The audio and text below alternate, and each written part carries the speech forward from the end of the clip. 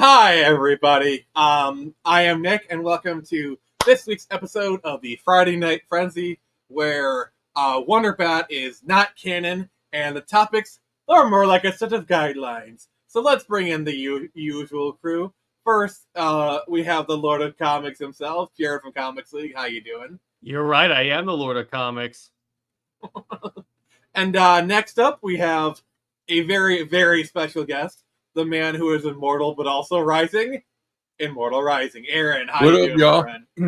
No, Jared, you gotta be like the Lord of Comics. Yeah, you know? I do have a trident over there, so so I'll probably hold that. I love it. And then, hey, Edwin, how you doing? Hail the Iron Age. How you doing? And then hail Buzz. So yeah, how's everyone doing today? Very well. Oh, it's Friday, dude. I'm ready to relax. Nice, yeah. nice.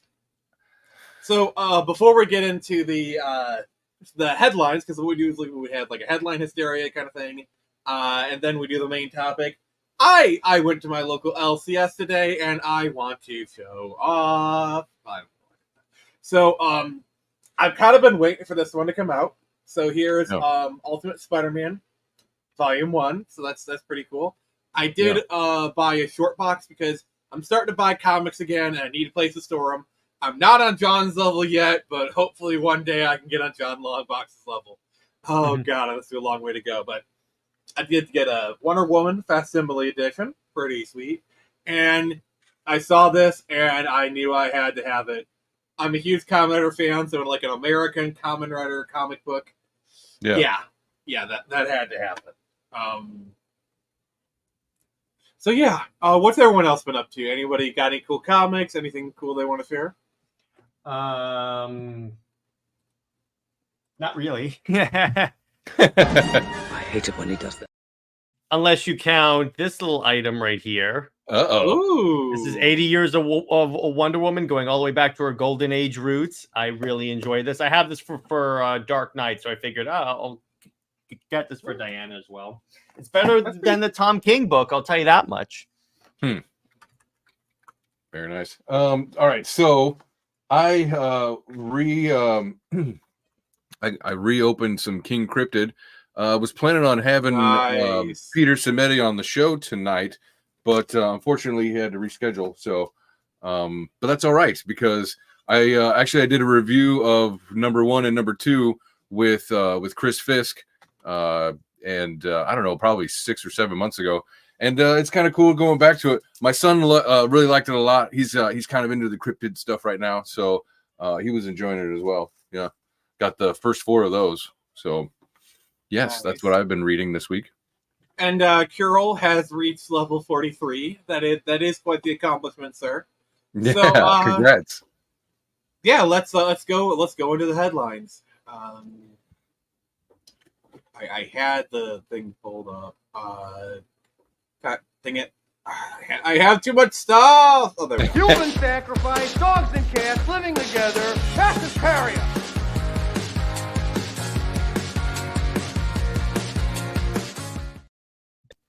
All right, so this is Headline Hysteria, where we cover all the stuff that's important, just not enough for a full episode.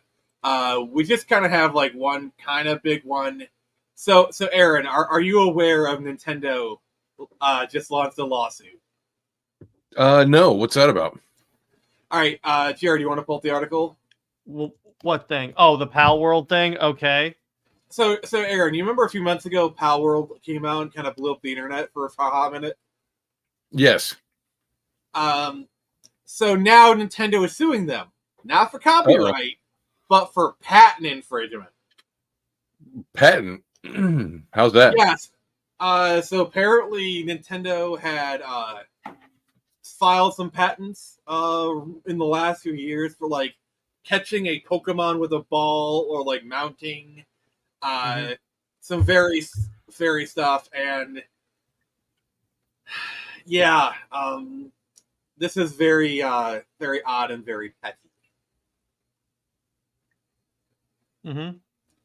Also, just wanted to welcome to the show the mistress herself, Bunny Girl Nix. Hey. Is she in here? Oh, okay. She is. I think Nintendo did have a patent for a while because they were the first one to have like the real D-pad on things. So, what's the? I don't understand. What's the patent that they got? That'll I screw guess up. using like a ball or something to catch a Using a character. ball to capture a monster. And like okay, mounting like onto Pokemon. something. It's very Yeah. vague. And the other thing is, these patents, like I guess the timeline is a little muddled. Like some people are saying one thing, some people are saying another. But apparently these patents were approved only like last month. Yeah, in August. It says it right there. So yeah, this may go nowhere. Who knows?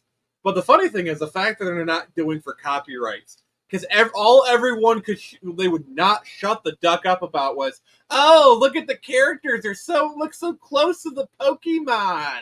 Dude, And- I wish I was that patent officer that they bribed to rush it through.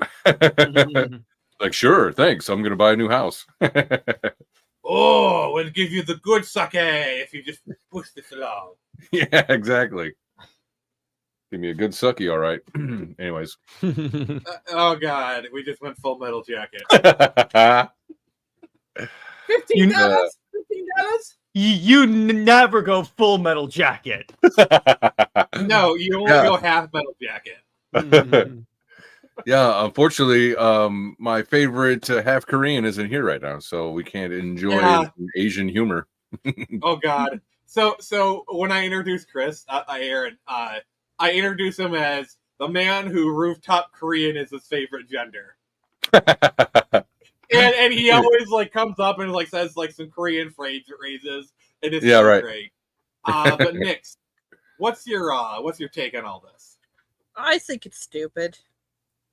Mm-hmm. Yeah. Pretty fair. I can't. I don't really have anything other to say than it's stupid.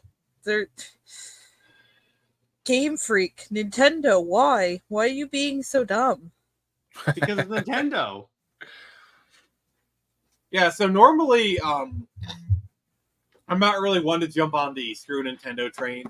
I feel like people get like, oh no. This fan game that you launched, this Super Mario Brothers, this Pokemon fan game that you launched, just got taken down by Game Freak. Oh no, who could have saw that happening? It seems to happen every time. These fan games that get taken down of like, oh, Chrono Trigger, Pokemon, and they're like, hey, Nintendo's so evil for taking down my obvious copyright infringement, like that kind of stuff. But this is bullcrap. This is bullcrap. Yeah. You ever notice that those same people who go on about how Nintendo's so evil for taking this or this down are the ones that go crying to Nintendo? Like, you should take him down. He's infringing on your copyright. Oh! Okay, this situation was so hilarious. Nintendo had to put out a statement saying, we are aware of this. Please shut the heck up. And they didn't say that. Well, remember, these are also the same people probably that complain about capitalism and socialism, but will praise Disney. That is true.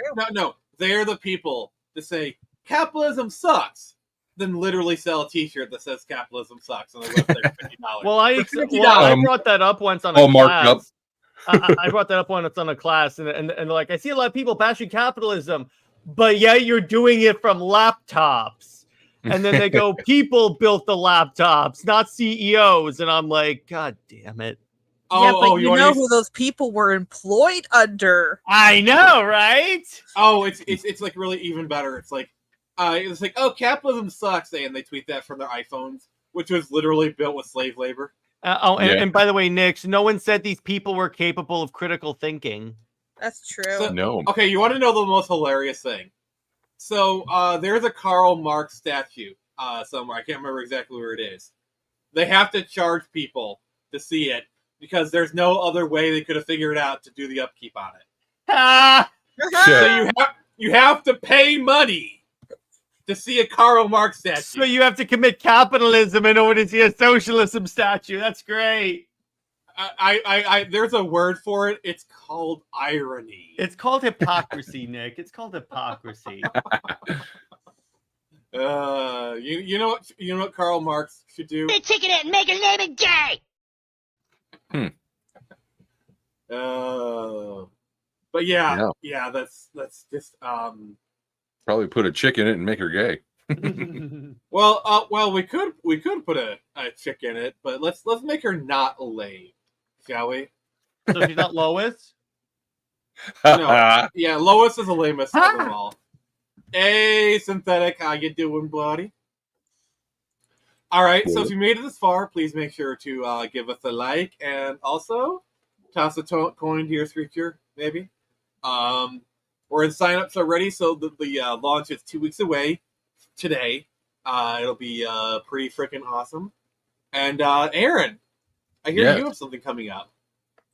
I do. Actually, it's out right now. I've got Immortal Rising number 2. So we continue the story, the gorgeous anime art style story of 5 strangers thrust together on a foreign world, destined to fight against monsters and hopefully survive each other as they try to figure out what the F is going on in this greater war, this greater cosmic war that's going on around them. So, yeah, go check it out. I don't know. I sent you a link in the private chat if you wanted to pull it up or anything. Yep, let me just I don't see it in the private chat, sorry. No, that's fine. Yeah, so and if I don't know if you know Jose Garcia's art at all, this Sounds is him familiar. basically at his top form. He did I'm pulling it up right now. He did the book, what is it, Crimson Rain for what is that, Clownfish TV? Oh, Crimson Red, I think it is, yeah. Let me try again. Yeah, I guess it didn't send. 1 second. Boom, there we go. Try that. Boom shakalaka. All right. So I've got a lot of very low priced items here. I'm selling premiums at glossy 80-pound perfect bound. Oh, looks like somebody made their funding goal. I did, yeah, and actually we're $5 away from hitting the first stretch goal, in which you'll get the first chibi sticker. So all right, somebody back this book. We need that. We need that chibi sticker. So link is in the chat. All right. So yeah, if you just go down a little bit, you could show off maybe the first covers. Yeah, look at that. So the blue chick is going to be a chibi sticker. Yeah. Oh, I can see the Crimson Red art style. I can see that. Yeah. So, and we've worked together for years now. So I threw in a couple of ash cans of short stories that we did together as well. That it's not, it's one is in the Immortal Rising universe, but it's not central to the main story. Just kind of like a side story. And then another one we did that's black and white that is like a future dystopian kind of story. Where the last 2 remnants of humanity must, track down a cure for this nanobiotech virus. So, pretty cool. The last Metroid is in captivity. The galaxy is at peace. Yeah, that's what it'll say at the end. Yeah. So this looks awesome. So please go buy it. And, yes, please. All right, we've got our shilling out the way. We're good. So let's hop onto this main topic.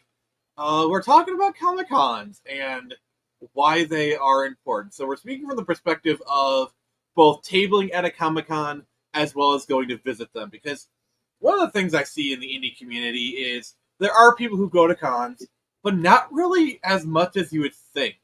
A lot of the indies, they're all digital. They're all online.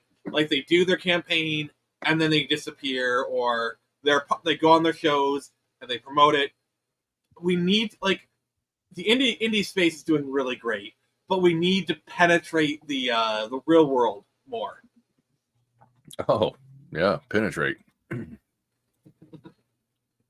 But yeah. So what are your guys'? I know some of you guys have been to cons as fans. I think I'm the only one here who's actually tabled. But yeah, Nix, what's your opinion of like what do you like doing at cons? Me? I like going to the booths, honestly. I don't, even though I technically go to like meet people, the minute I realize money is involved and that I'd actually have to pay, even though I'm already in to like go and see them and talk to them and get their autographs, I'm like, nah. So I just kind of meander around and see the booths. I like seeing everything people set up. I like seeing people's hard work. That's certainly one Like- way to do it. I like seeing the costumes people come in. I like I don't know, it just feels like we're all together in a little community. And I don't really see a whole lot of people being jerks, so that's also really nice. Yeah. As far as you know. As far as I know, yeah. But Well, if you don't see any jerks, maybe you are the jerk. just as a little shout out to the last little convention I did, which was run by a family member. There was one lady who, her and her friend, partner, whatever, said, and she Hey, was what's up? an actual absolute sweetheart of a woman. She was really kind to me when she realized that I had a physical disability, so my wandering around was taking a bit of a toll on me, and she let me sit by her booth, and she gave me a little Spider-Man sticker, which I actually have sitting on my little desktop thing right now. Nix. Sleepy boy. Uh-oh. Bulbasaur. That's adorable. What?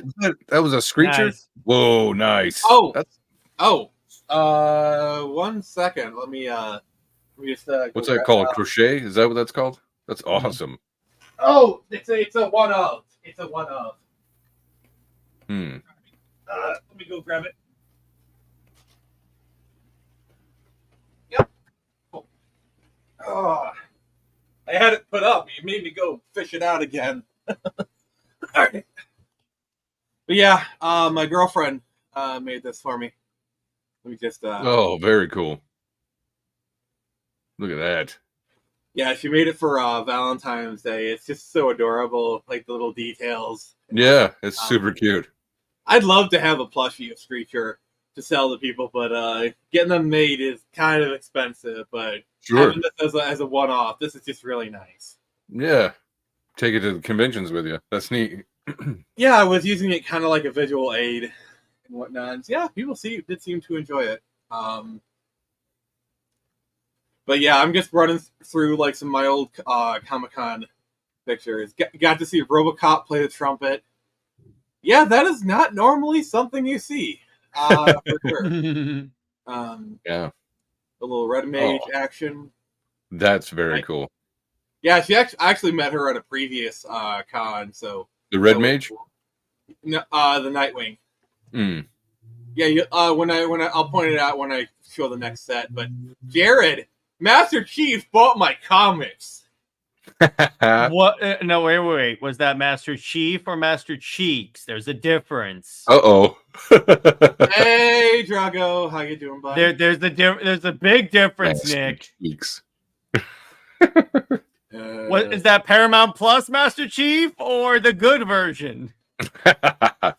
So this guy was Walter White. Yeah, if guys couldn't realize. Oh, okay. Whoa, Nick, nice. look at that one. Nick. Max Headroom. Hmm. And of course, you had to have them do the meme. Right. Not bad as Fridays. Yep, that's awesome. You're ready for a good weekend, Drago. We done. And then this Mimikyu cosplay, I had to take a picture for you. It's adorable. Some good cosplay you guys got going on in that convention. Where was that one at? Oh, that was Monroe Comic Con in Monroe, Michigan. Hmm. Yeah, I take a lot of usually take a lot of pictures at like all my conventions. Let's see here. I'm pulling up the next set right now, but yeah, Comic Cons I feel are really important because they're a good community builder. Jared, They do move in herds. oh god, Yeah. that was my Clever table. girl. Clever girl. For your clock tower, like I was really surprised to see Scissor Man at a Comic Con.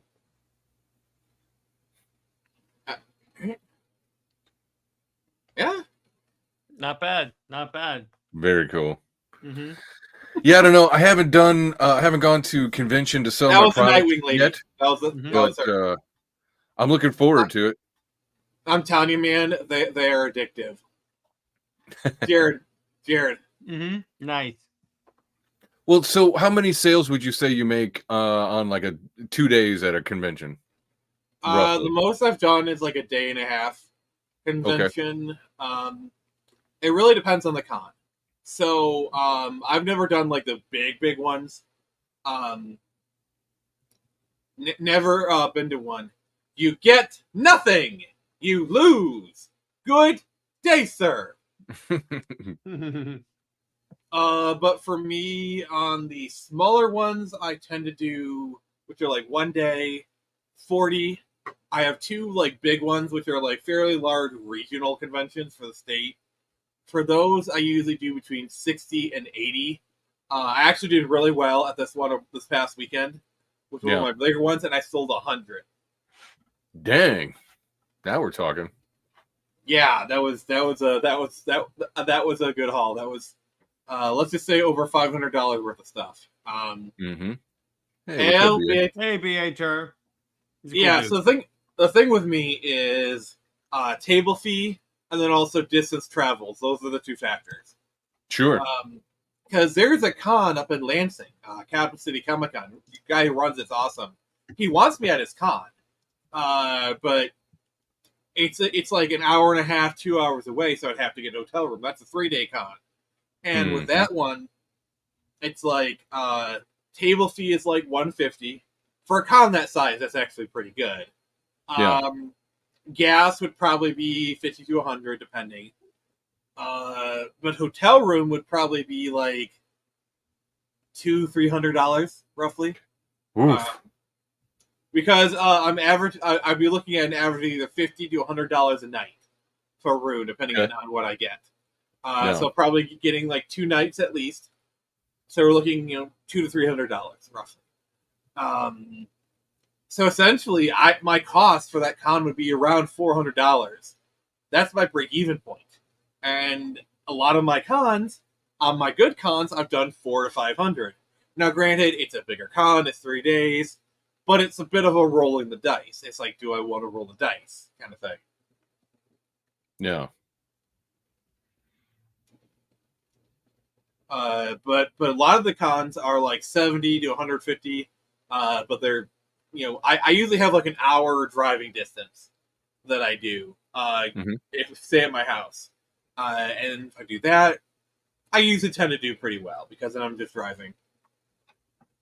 Let's see here. The one in New Orleans in January is pretty decent.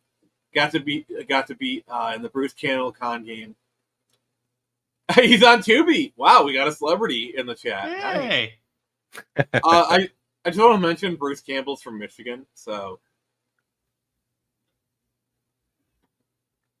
that's cool. But yeah, Jared, what are some of your con memories? Oh man, that goes back a long time because first con I went to, actually, that's where I got a few of those Halo. I was up to have a few of those Halo posters because I used to just go for fun because my dad would take me to a lot of really fun, like little shows, like a train show, and then like to a comic book show. This is way before I was even into comic books. I was just, oh look, it's Superman.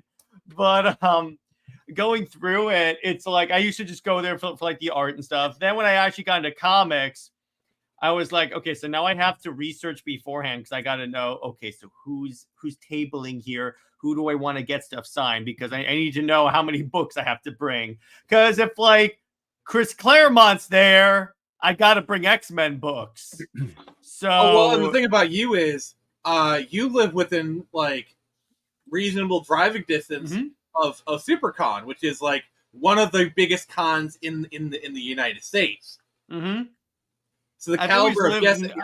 I've always been lucky enough to live near where a con is happening. Yeah, so I live in the Metro Detroit area, and I'm really lucky because there's like a lot of cons that happen. My big one in my area is Motor City Comic Con. They do get big guests, but if I want anything bigger, I have to go to Chicago. Yeah, that's like 3 hours away from me, so it's not terrible.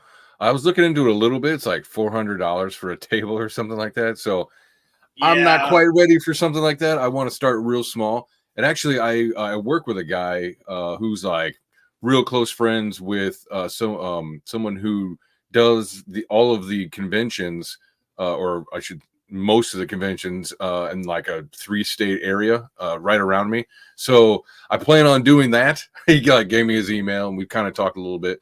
But yeah, I want to do like the smaller stuff, in like a mall. Question, Aaron.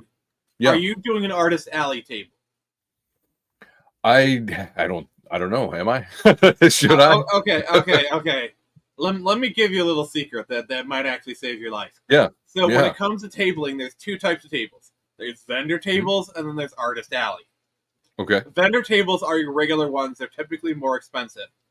Artist alley is for people who make their own stuff. Like, so you make your own comics, you qualify for artist alley. They are usually significantly cheaper.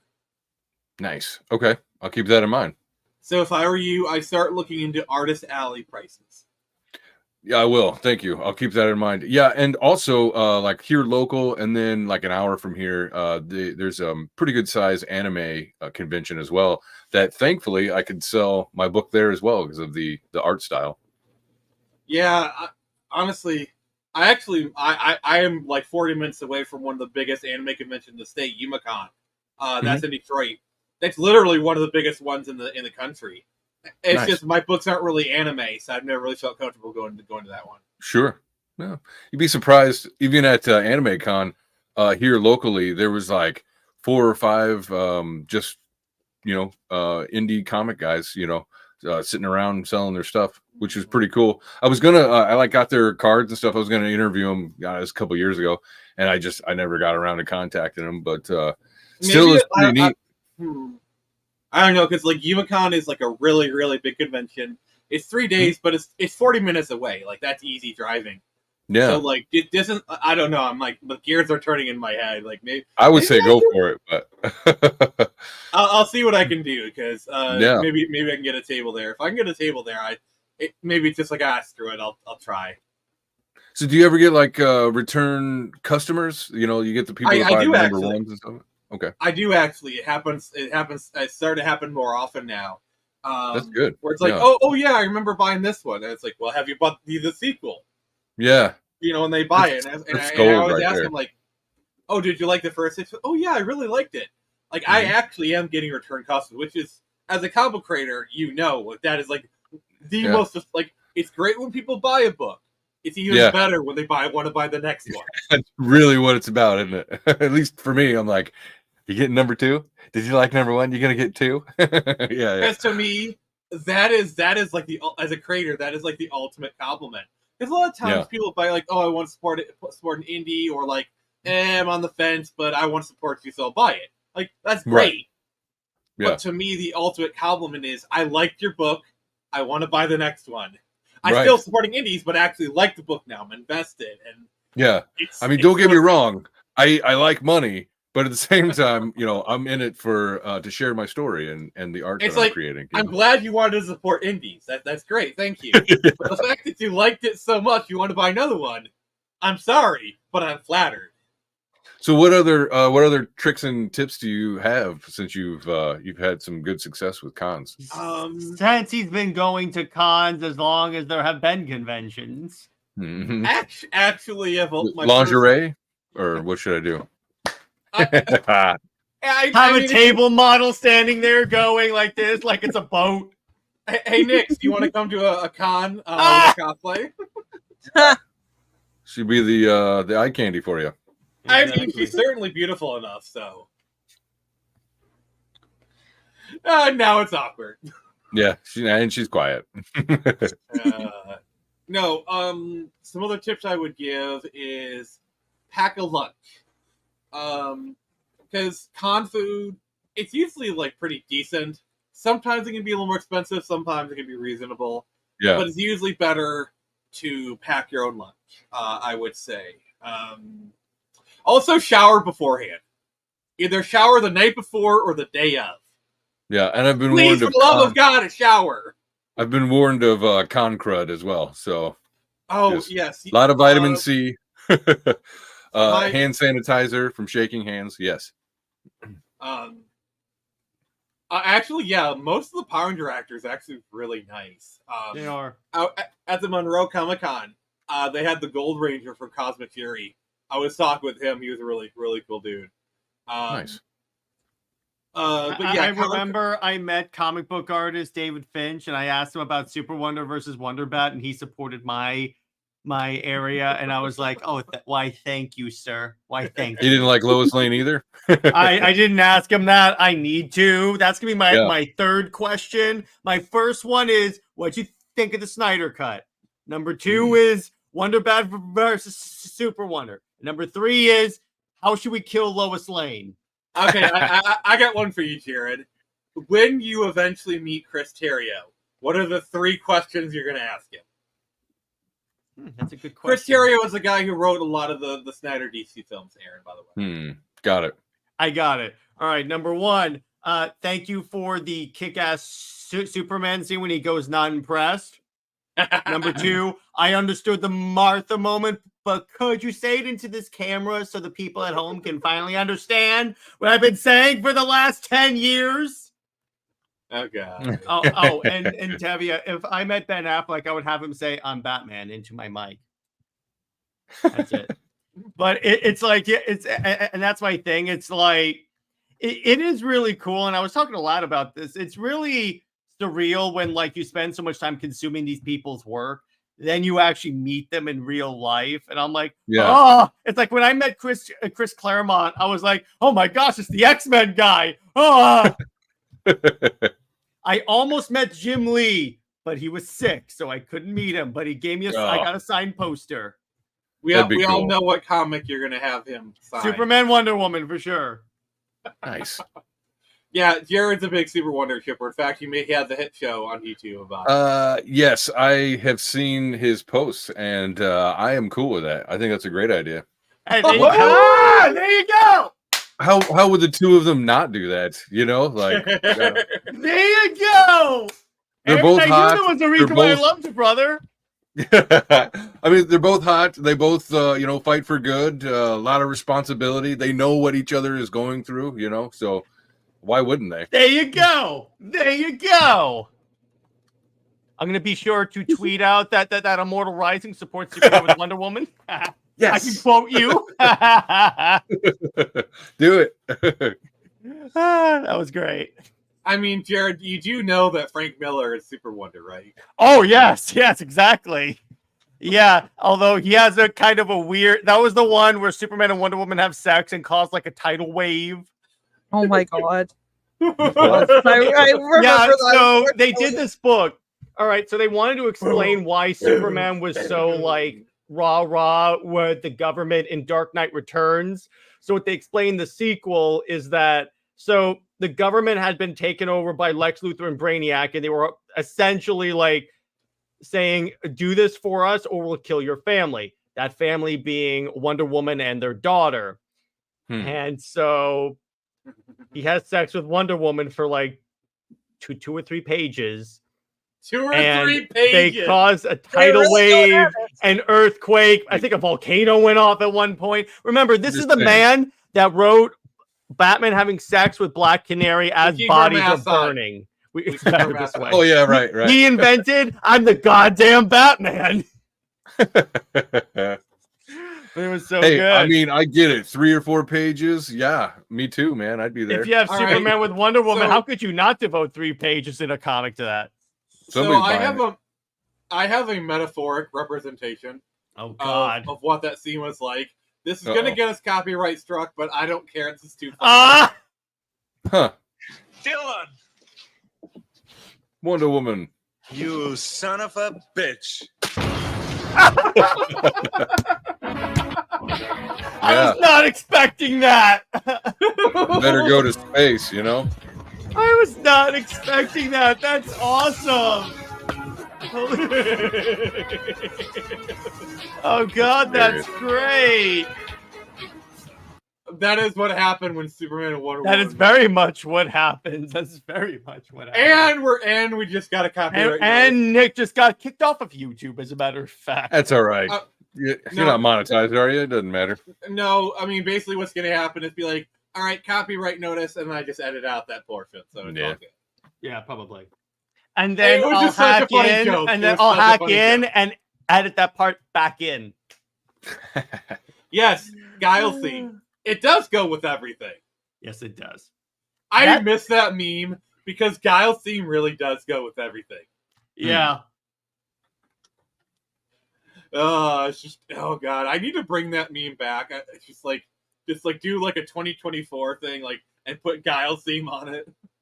I don't think I've read Dark Knight Returns Part 2. I'm not even sure I knew about it. Don't. It's. I really enjoyed the first one. The first one. Part 1 is good. Part 3 is good. Skip Part 2.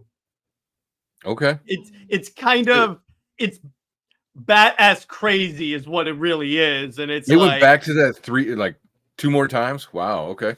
I guess I got some catching up to do. Well, actually, there's Dark Knight Strikes Again. All-Star Batman and Robin. I'm looking at my shelf right now. And it's all in the same kind of future. Dark Knight 3, The Master Race. Batman Year One is in there. Dark Knight Returns, The Last Crusade. So there's like 5 books, and there's supposed to be another one coming out. Oh, he let himself go. Oh, nice. I mean, when the universe is at peace, you don't have to work out so hard. Yeah, there you go. Oh, Nice. that's cute. Yeah. I like that. Toss a coin to you, Witcher. Dude, Plenty. last anime con I was at, they had a full cast of the Castlevania Netflix. I was like, that is so badass. There was like 7 of them or something all together. Wow. When I was at SuperCon this last year, there was a group of girls that were all dressed as female version of Batman villains. Oh god. That's Jared, great. Batman bought my comic. I'm better than you. Batman. No, you know what that is? That's the one from those Pete Holmes sketches. That it's like, as like, see, I didn't kill him. See, when criminals fight me, they get really tired because they're Batman.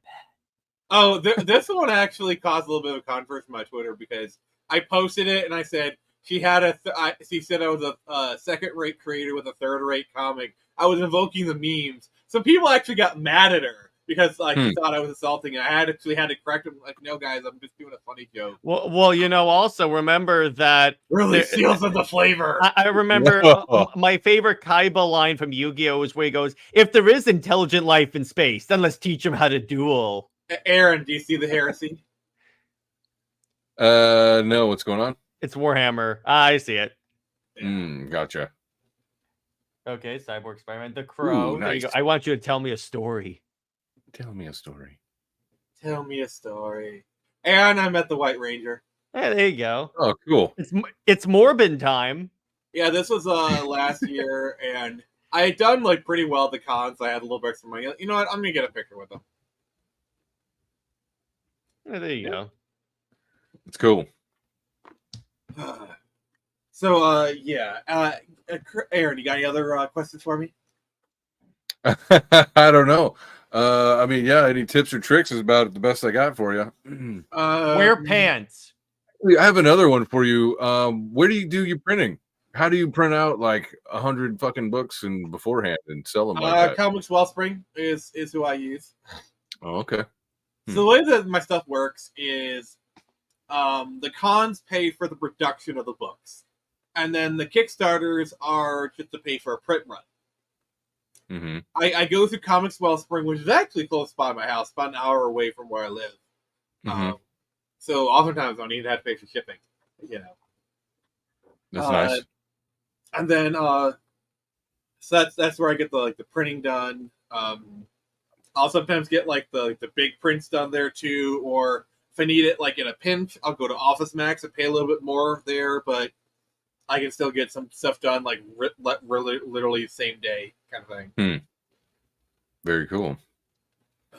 Yeah, I'm just trying to find an affordable place where I can do a big batch. And now that I have a little bit more, to sell, if I did a bigger batch, you reached out to RJ to order.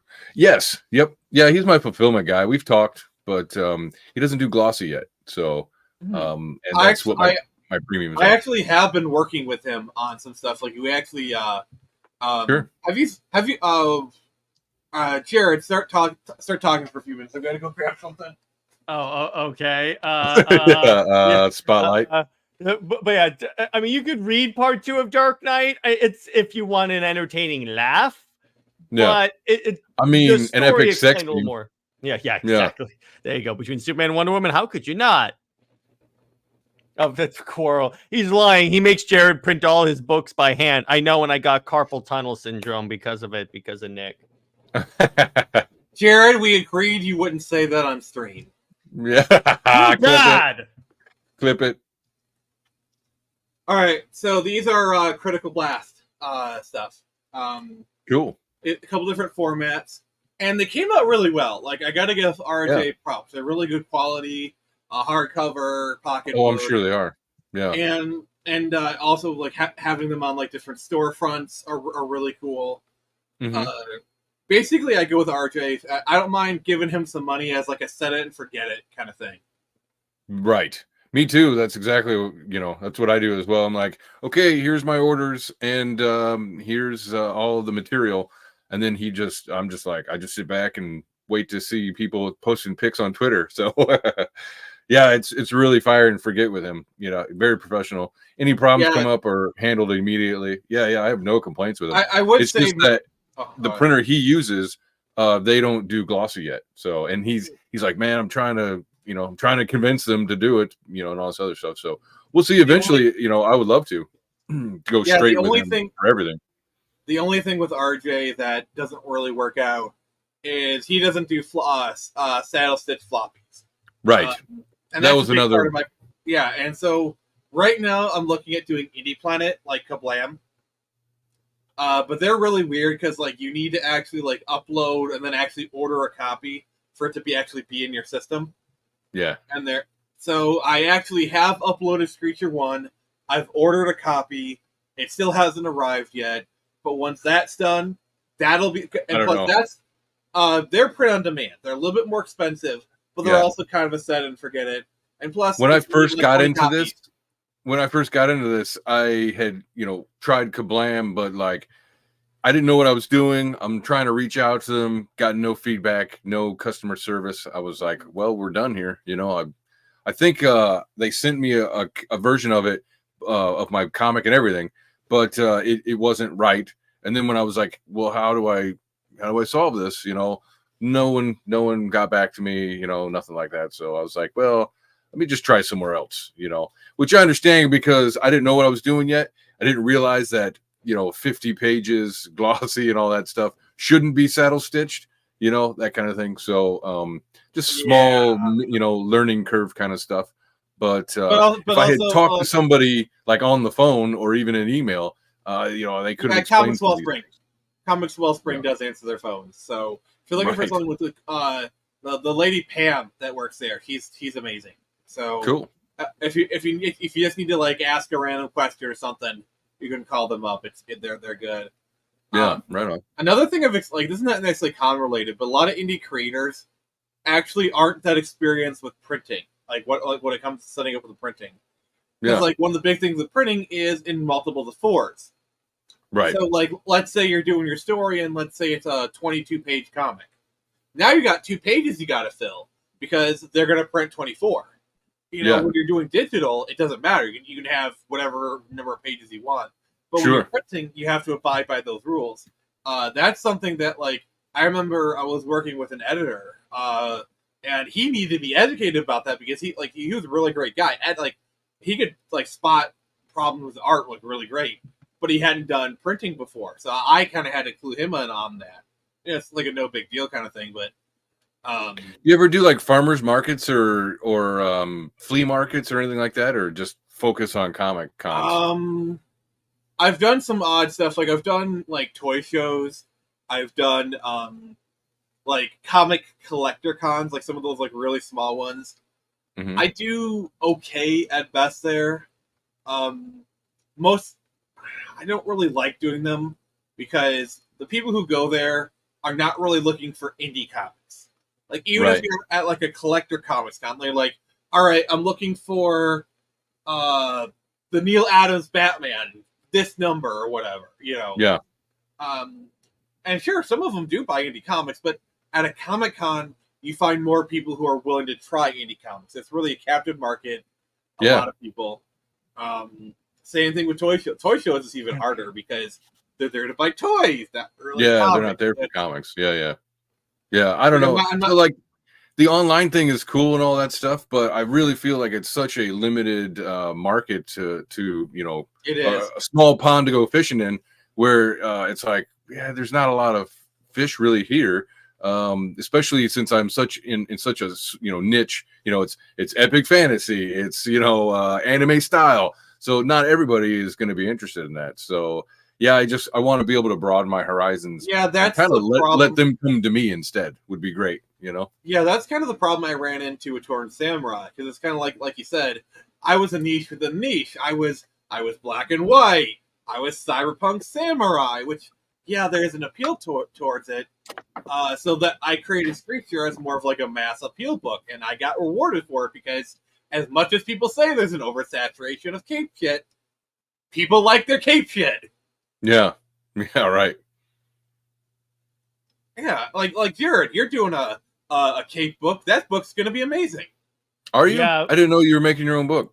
Yeah, I am. It's in the process of being drawn right now. It's actually really good. But anyway, but yeah, it's because here's the thing.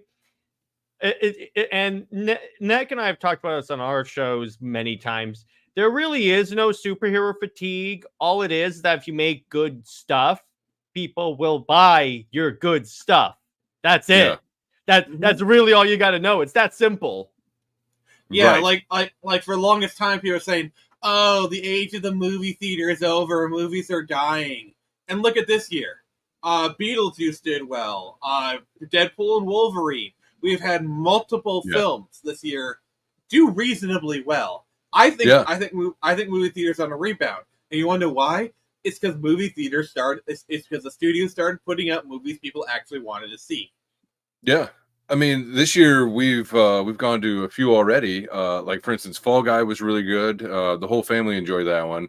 We saw not all the family saw Wolverine and Deadpool, but I went and saw that one as well, and that was I went and saw it twice. Like that was good stuff, just all around. Oh, Like, yeah, it's just definitely. fan Movies service. are nice. Yeah, and I liked it. I want some fan service, damn it. They're so busy trying to create, like change something and do all this. Like, just give us what we want. That's all I'm saying. Yeah. But, And but they have to be able to put their mark on it. Otherwise, how will Ugh. we know? Oh those my shitty God. creators are? Yeah, and a dog has to pee on every scent it smells. Or it's but like, no, it doesn't mean Matt- it makes it better. Matt Reeves has to change the Penguin's name in order to ground it. Oh yeah, I saw that. We talked Whose about name? that. We What talked the about that. hell? So Oz Cobb. So he invented the Cobb salad. Is that what you're telling me here? Yeah, he's related like to this. Ty Cobb. This is a perfect example of like people are like, we want MJ and Peter to be married. Fine, they do it in all 3 universes. 5 printings of the first issue sold out. Yeah, it took me a while to get issue 1 for that. And the thing Dang. is, it's like, yeah, that's the perfect example, Nick. Because guess what? In the main Spider-Man book, it's crap. They're not paying attention to what the fans clearly want. They Dang try you, Zeb that. Wells. They try it in the main universe, in the Ultimate Universe. Look what happened. Yeah. Yeah, not gonna lie, I'm a way bigger fan of Peter and MJ being in like a really happy, supportive, loving marriage where they're both given stuff to do that makes sense for their specific characters than I am about Peter being essentially cucked.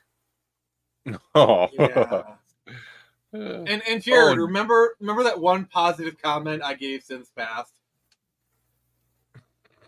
You gave a positive comment to Since Past? Remember the live stream? Remember, Nix, you were there, I think. But by the way, I had a funny thing that we said on the gaming stream. I said if I ever got in charge of Superman, what I would do, I would 1 more day Superman, but I would call it 2 more hours.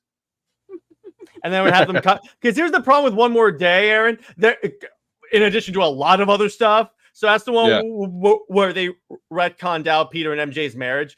It gets really cringe because they keep even saying we just need 1 more day.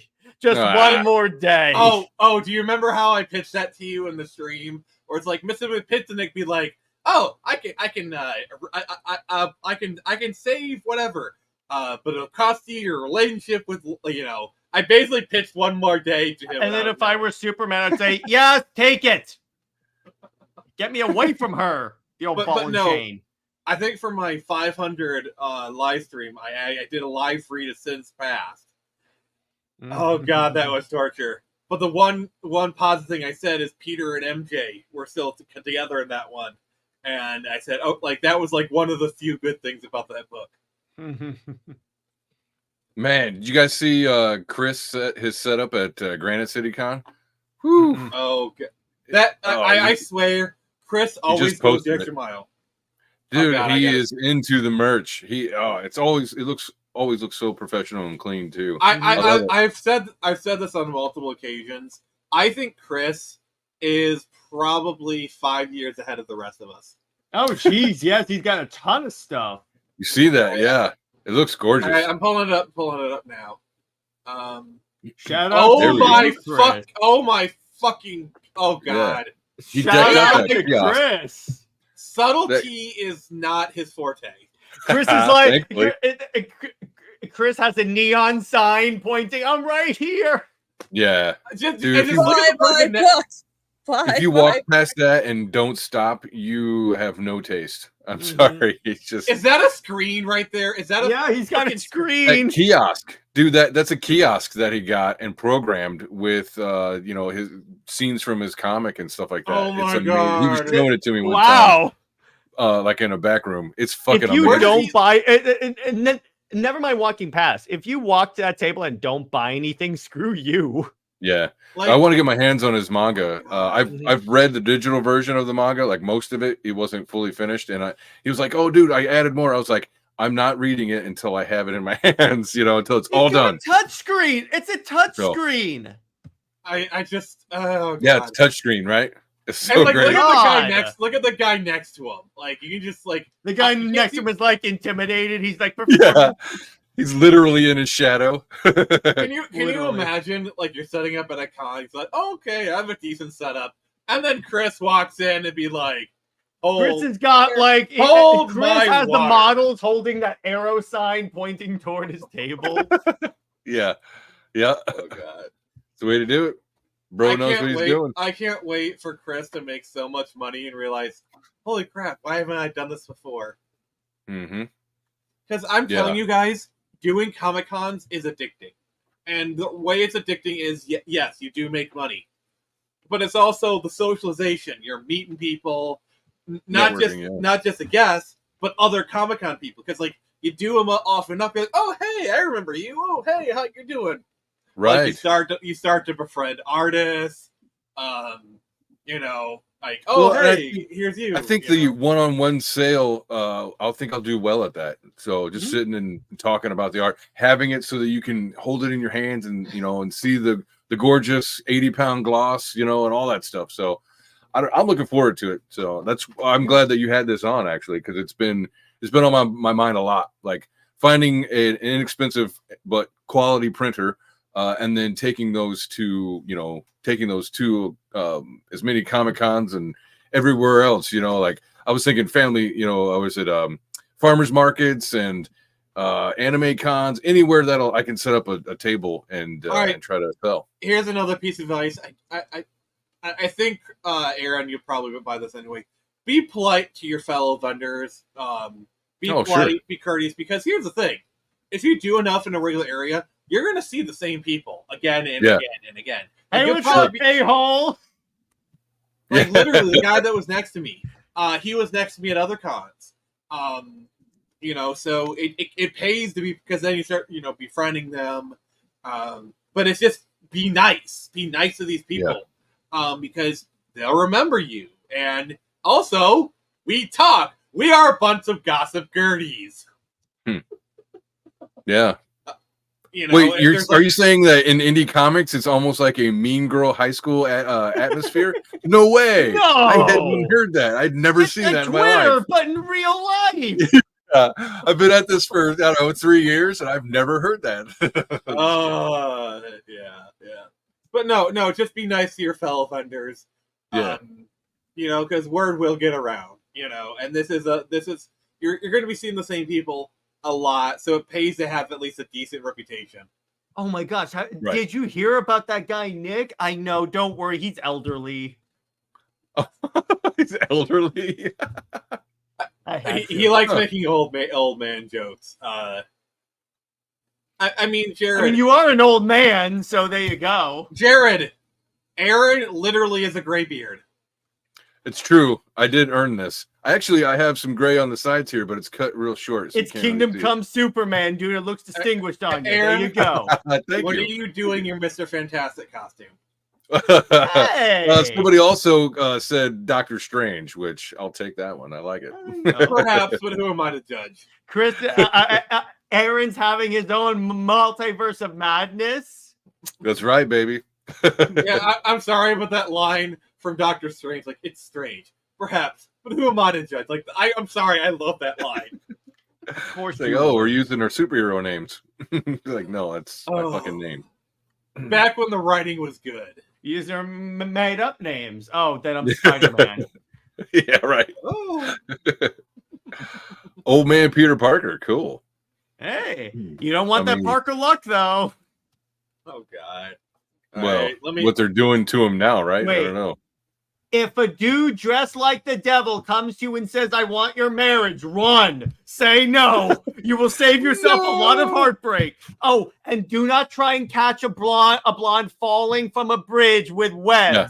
Swing and get her. Yeah. But the devil wants to challenge me to a fiddle contest. Do not.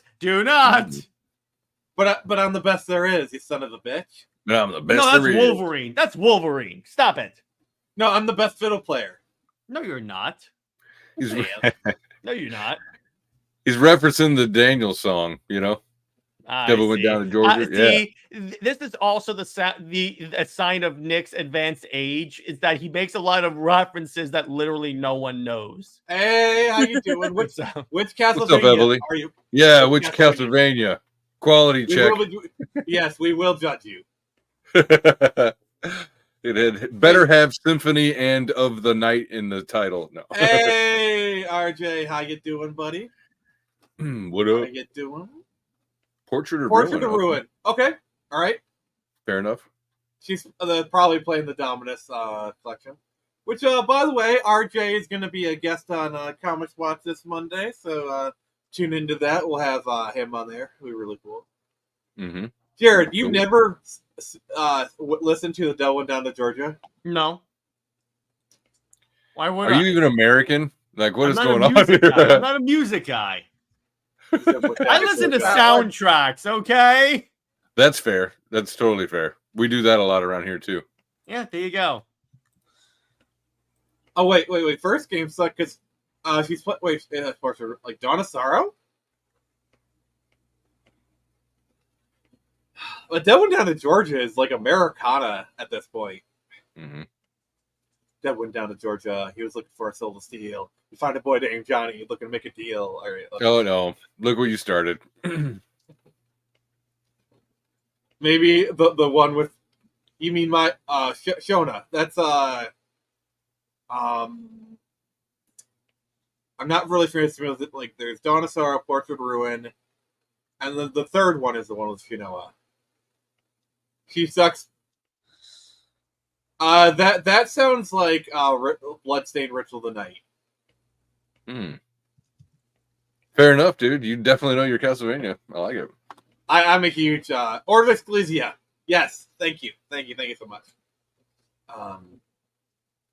Yeah, I need to pick up the Dominus collection. See what? So like the. All right. Speaking of like bad animated stuff, I watched the trailer for the new Devil May Cry. I watched the Tomb Raider one. That one looked good. They give her. Uh-oh. You're out of here. Don't tell Melanie Mac. Uh-oh. Well, yeah, you to be fair, I like the Survivor trilogy, so I'm already on her shit list. Well, it's pretty much that, Nick. And she even says, I'm a survivor.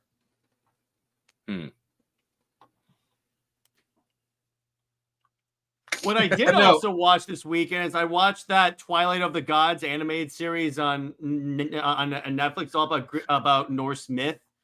Any good? Mythology and stuff. It's really good. If you like very mature take on gods with his blood and gore everywhere, then this is your thing.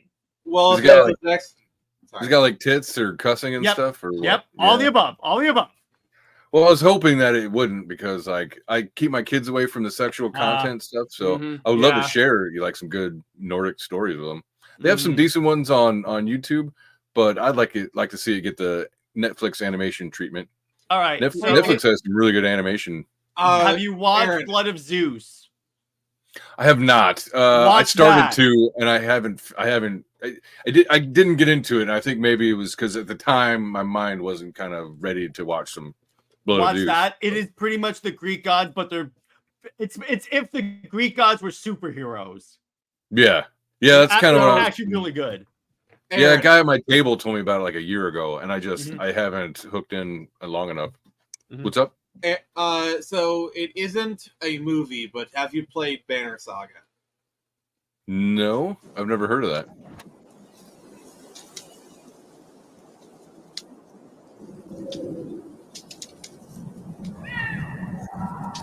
Alette. Listen, there's nothing you could have possibly... Dad, stop. Last night, I had a dream.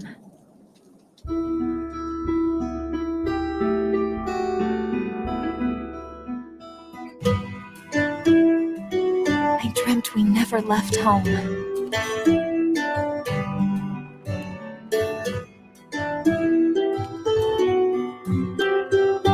We never had to run.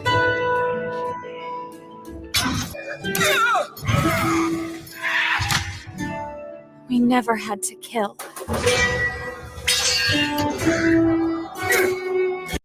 So it's essentially a Norse-inspired strategy RPG. That's I pretty used cool. to see this ads for this all the time, and it gets so annoying. It looks really nice, but like when you see it 20,000 different times Yeah. in a year, Yeah, they made 3 of these, and I have the first game. It's hard. Like, the game is actually really difficult because you need to make some choices here or there. There's some narrative stuff. But it's really interesting, and it's beautiful. The game is beautiful. So if you're looking for something Norse kind of related, I do recommend this. Yeah, right on. Hey, I got some bad news. I got to head out. So thank you for having me on and talking about conventions and stuff. I really appreciate it. And thank you for letting me plug my stuff. I appreciate Yeah, it. dude. Hey. I will see you. And I will see you guys later. Bye, chat. Thank you. come on. See you later, alligator. But yeah, there's a couple of games like that, like Mass Effect, Witcher. All of which are good. Yeah, indeed, very much indeed. And I played, as Nick knows, I've been playing through Assassin's Creed Odyssey. I count that. I've been playing. Actually, I'm on my second full playthrough as Wonder Woman. You know what's kind of funny, Nick? There's a Screen Rant article where they literally said the perfect Wonder Woman game already exists, and it's Assassin's Creed Odyssey. Yeah. I mean, to be fair, Harker Bunny, he advertises stuff like literally like a half hour ago, so he did stick around a lot longer. Like, you know, he did his shill stuff and he still stuck around for a while, so that's not really. Yeah, it's fine. It's not an issue. But yeah, in terms of Mass Effect, at least they released a DLC that kind of expand on the endings. But yeah, they could have done a lot better with it. All right, fair enough. But yeah, I need to do. I'm like midway through Mass Effect 2. I need to like get back on that horse. That's the best one. That is the best one. That's what people say. And Nick, when you get to 3, for the actually for 2, do all of the loyalty missions. Okay. Trust me, because when you import your game from 2 to 3, trust me, you get more crap. Always do all of the side quests. Okay. I'm always a bit of a 100% complete. the game whenever possible. Mm-hmm. Okay. All right. But yeah. So I watched the Devil May Cry trailer, and it just did not look good. The animation was terrible. I'm not a fan of Nero being Dante now. So Jared, they had Johnny Young Bosch, the end of the Black Ranger. He was he's been the voice of Nero forever. And in this new anime, they got Johnny and Bosch to play Dante. Okay. But the thing is, we've already had a actual Devil May Cry anime, and it's honestly really good. Oh, you mean, is this another situation where they say they're adapting Daredevil Born Again? No, it's well, for one, they're trying to say it's anime, but it's really not. And also, they actually, like, Nix, do you remember the Devil May Cry anime from the 2000s? Oh yeah, me and my younger brother used to watch it. I love it. It's really good. The theme song just a lot of so hard. fans say it's terrible and they don't consider it canon, yada yada yada. But if it wasn't canon, why would they be bringing so many different characters from the anime into being mentioned or being shown on screen in 5? Like, Dante's literally talking to Patty on the phone in one scene. Morris appears. He's black instead of the white guy he was in the anime, but, like... Okay. If you didn't really see the anime, you're not going to care. And even then, it's, like, a really minor change. And he doesn't show up for very long, so who cares, really? But, like... Yeah, and doesn't the anime actually take place between 1 and 2? There's been some debate. I think there was at one point they made like an official timeline kind of thing. I mean, it's a manga, and I think 3, a novel. 1, 2, 4, 5, I believe.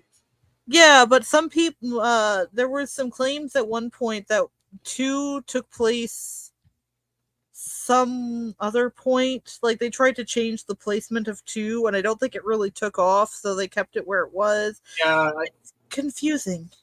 I think There's it's also because an unfinished manga that I really like. I think it's one of those things where it's like 2 is considered the bad one, so they're trying to like, we're gonna try to erase this from existence, but that doesn't really work. So fine, it exists. Yeah, like I said, Tevia agrees. 5 confirms that the anime is canon, so no matter what fans want to say, it is canon. Yeah, I see the problem with it. I need to get a clip of a cannon firing, and it's like, boom, it's canon. I need to do that. Like, I imagine I get like a cannon. Like it's just a little mini cannon that I write canon on, and I can fire off the cannon. Okay. I am stupid today. But yeah, the Pal World stuff, getting back to that, is just, honestly, Japanese law is very weird. I don't claim to have any expert stuff on it. Japanese copyright law is confusing. Deeply confusing. But it's not copyright, it's patent. That's the law they're under. So I guess we're going to have to wait to see how it plays out. Pal World's fighting back, so I guess that's something. Okay. Yeah. All right. Well, Jared, you have to leave. I guess I have to play your clip. So long. See you later. Wait. Here we go. You are still dangerous. You can be my wingman anytime. Bullshit. You can be mine. All right. Real time. He just had to do that. But yeah, if you guys got any questions for us, I will be more than happy to answer it for you. But yeah, I love it. It's how I send them off. But yeah, I kind of do feel like things are like healing. You know, like the nature is healing. Things are kind of getting better. What do you think, Nix? I think we should stop making so many shows on Netflix about games. Hot take, I know, but like, see the problem is game adaptations are kind of becoming the next big thing. It's very clear that's where we're heading.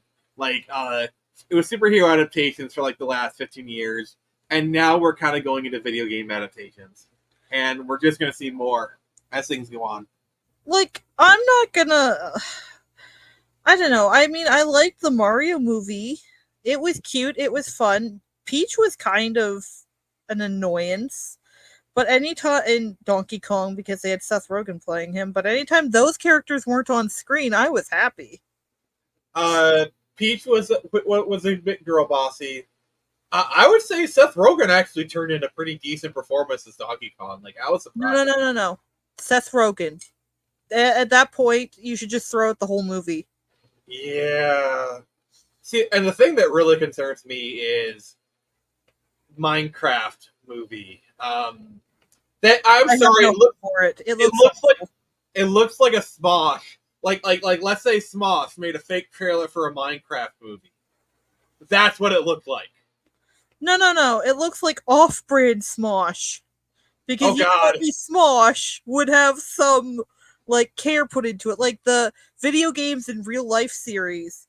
They put a little bit of love and care into that, and it at the costuming at least looked good.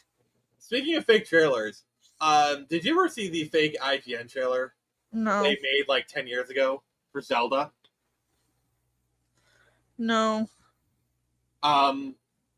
Okay, you're gonna be very disappointed, not because it's bad, because it's actually kind of good. I think I did, anyways.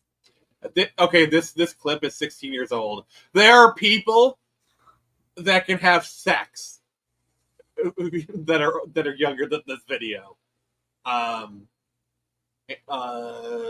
don't know what that's about, but yeah, it was an April Fool's Day joke. No, I know what you're talking about now.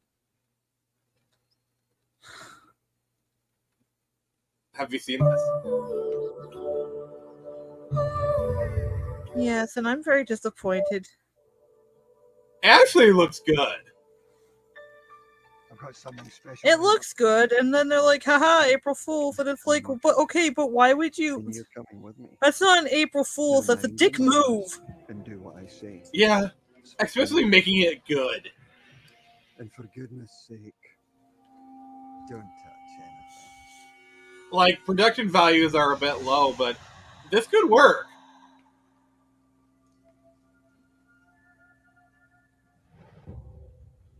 I've been waiting for you, Link. Like, the costumes look pretty good, actually. Safe. Guarded by a secret race. Look at the Zelda armor. Like, that looks really good. Yeah. The kingdom of Hyrule will fall. Nothing can stop the evil which is crept inside these That walls. Zelda costume's really good. I am too late. This is the Temple of Time. Link's hair should be blonder. That's my only complaint. Unless they're trying to go for like a Twilight Princess vibe, then it makes sense. I mean, this is based off of Ocarina.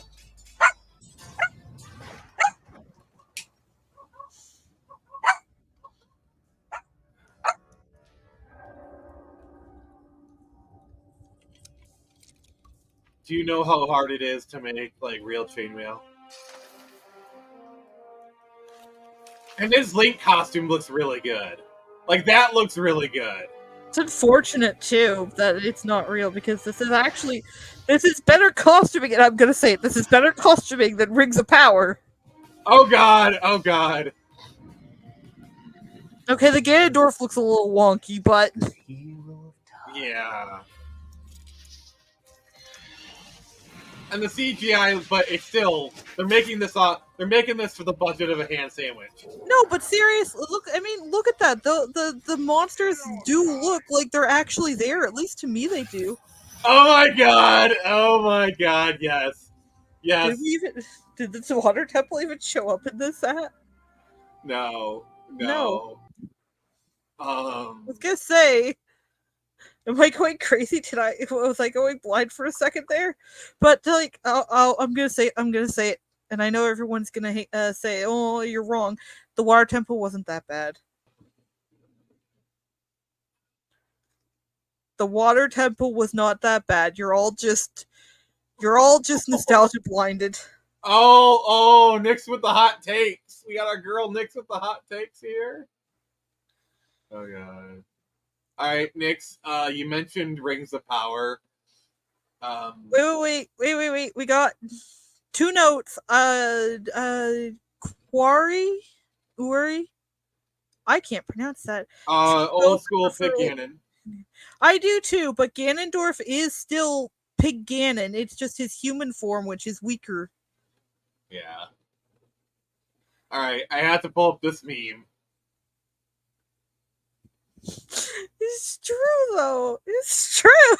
It's like they've got it's a like $1 million budget, and they go with these costumes. What did they waste? Did they seriously waste all of their budget on drugs? the coke. I want to see the line items, for this. Costumes $5, cocaine $5 million. Legit though, like you could go to any number of fan-made trailers on YouTube, and the costuming is just superb. I mean, you know it's bad when a corn cob producer has better superhero costumes than than multi-$100 million Marvel movies. For real though, and you know why that is though? Because, and the director himself, Axel Braun, I think it is, said it himself multiple times, it's because I care. It very much, it shows on screen. Yeah. Or even just look at, it's even bad when fan films look better than your crap. But that's why they look so much better, because there's actual care put into it. Real quick, do you agree? I mean, I like Twilight Princess. I do consider Wind Waker to be the better game, if only because I have a personal bias towards it. But I do really like Twilight Princess too. Wind Waker is my second favorite Zelda game, I think, with Majora's Mask being my first. Twilight Princess would be my fourth or fifth, and Ocarina would probably be my third. All right. Also, by the way, I just wanted to announce that I did a poll for the next game on the Tuesday stream, and it has been decided. The winner of the poll is Chrono Trigger. I will be playing Chrono Trigger on the Tuesday stream. So here's the question for you guys. I got 2 ways to play it. I do have the PC version that we can do that one, or I can emulate it. Probably the Super Nintendo version. I feel like that's Drago, I put it on there, but it didn't get voted. I know you voted for it. But I wanted to let the audience, and it was actually overwhelmingly Golden Sun. I think number 2 is actually Metal Gear Solid.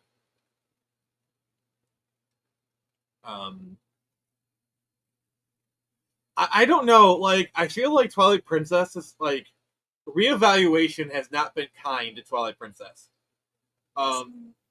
Because I feel like a lot of people, it's like, yeah, Twilight Princess is good, but it's kind of Ocarina of Time, but dark, and the graphics haven't held up as well as, I think it's when the HD version came out on the Wii U, and it's like, oh my god, Wind Waker looks so good, and then Twilight Princess came out, it's like, yeah, it looks better, but it doesn't, the art style hasn't held up. Okay, so I don't actually know where Hardcore Bunny's coming from, because the whole time I've been in the Zelda fandom, aside from a brief period, Wind Waker was considered the better Okay. Alright, I need to bust up old man Nick here. When Wind Waker first came out, there was a lot of hate for it because it was, it's cartoony graphics, it looks babyish, blah, blah.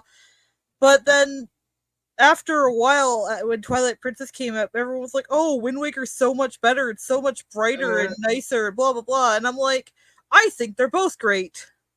I think the opinions, when I started to see the opinion shifting, was probably around the early 2010s.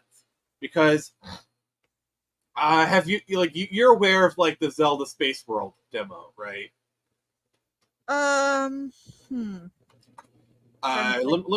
me show it to you. When this happened, this is the Zelda game, because the reason why there was so much anger for Wind Waker was because we were expecting one type of Zelda game. Oh yes, yeah, no, I remember that, but no, I'm pulling it up right now. I'm going to show it to you.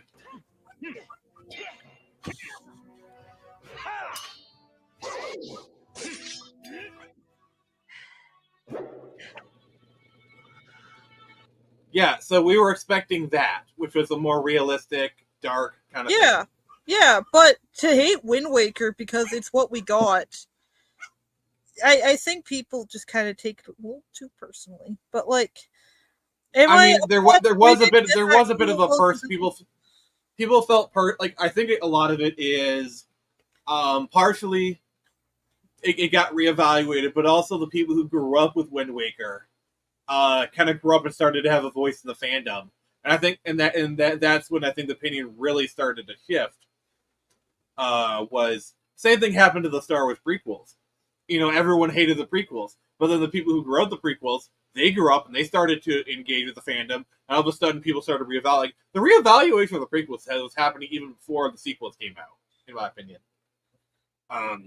Wind Waker, I think, is technically the better Zelda game-ish, at least from my perspective, because for the longest time, and I've only really played Twilight Princess maybe once or twice in my life, but Wind Waker, despite having the smaller landmass and the less NPCs, feels a lot more, I don't know, inhabited.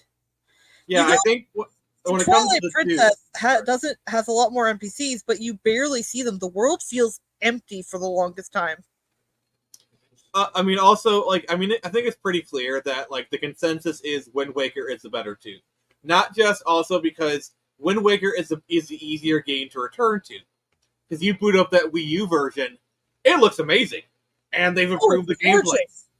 It looks like it could have come out yesterday. Whereas Twilight Princess, it still plays well, but the graphical style hasn't really held up.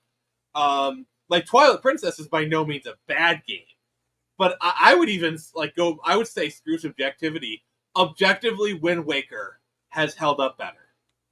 And Tevia, I'm going to stop you right there. Every Zelda game ever has a very dark story. Literally every game has a dark story. You've got Ocarina of Time, and you're going back in time to prevent the destruction of your world, the enslaving of your people. You've got Majora's Mask, which is death, depression, and yada yada yada. Wind Waker takes place in the aftermath of an apocalypse. Breath of the Wild and Tears of the Kingdom take place in the aftermath of an apocalypse. I get what you're saying. I think what they're trying to say is some games are darker than others. Because saying every Zelda game is dark, while a fair statement, is not really fair. Try comparing Majora's Mask to Breath of the Wild, okay? Breath of the Wild, while dark, is still very cheerful, okay? Even Wind Waker. Wind Waker, I think, is very good at masking its darkness. Whereas Majora's Mask is borderline misery porn. It is not. Oh, I heard. Dark, sure, and it doesn't really try to hide that darkness, but it's more a message of, yeah, things look bad now, and you can grieve for people you've lost, but as long as you keep going and hold on to hope, things will get better. And that's exactly what it does. Link is literally out there doing what he can to bring hope to people, to solve their problems. He literally helps a couple get back together. He helps a woman find her children. The moon is creepy, Drago. Yeah.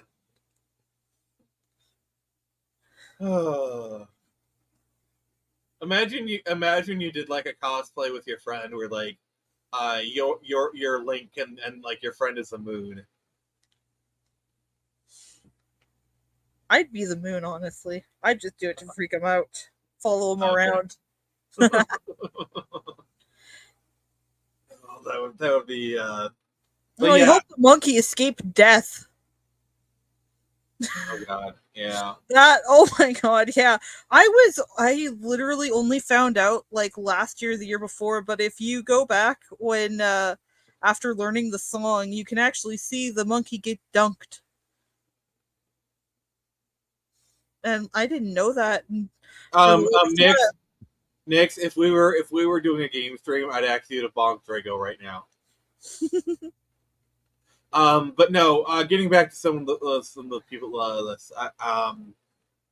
Let's see here.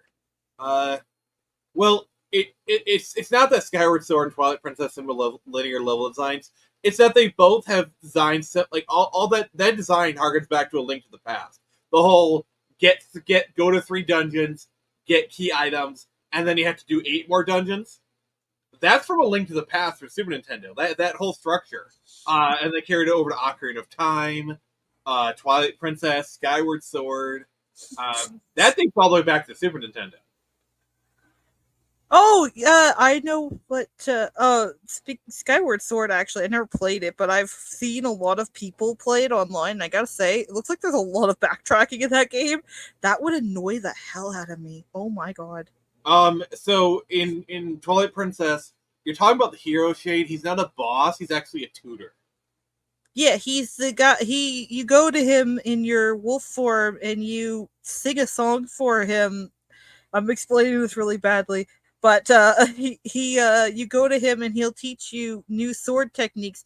You don't have to learn all of them. You only have to learn like a couple of them. Most of them are pretty much just like little side things you can do if you want, which I never do because I don't like the little howling mini game at all. Oh god, yeah, that was when like Nintendo, for like the N64, GameCube, and kind of in the Wii area. Like these like musical mini games. They for some reason they kept doing that. I liked it in Ocarina of Time and Majora's Mask because it made sense. The Ocarina was like a big part of that, but like, oh my god, that howling mini game! I'm gonna have PTSD flashbacks now. Thanks, but yeah, actually, interesting thing in the manga.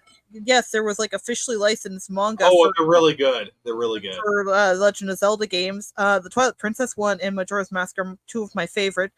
The hero's shade actually takes on a bit of a bigger role. Like I'm pretty sure he ends up helping Link in the final battle against Ganon as sort of a this is your fight, but I want to also defeat my old enemy and bring peace to my spirit kind of thing. Yeah. It's really good. The artwork is phenomenal. The characterization in the Ocarina of Time manga, there's that one dragon boss, Volvagia, I think it was. Right. In the game, he's just like the big dragon. He's going to eat the Gorons in the adult timeline.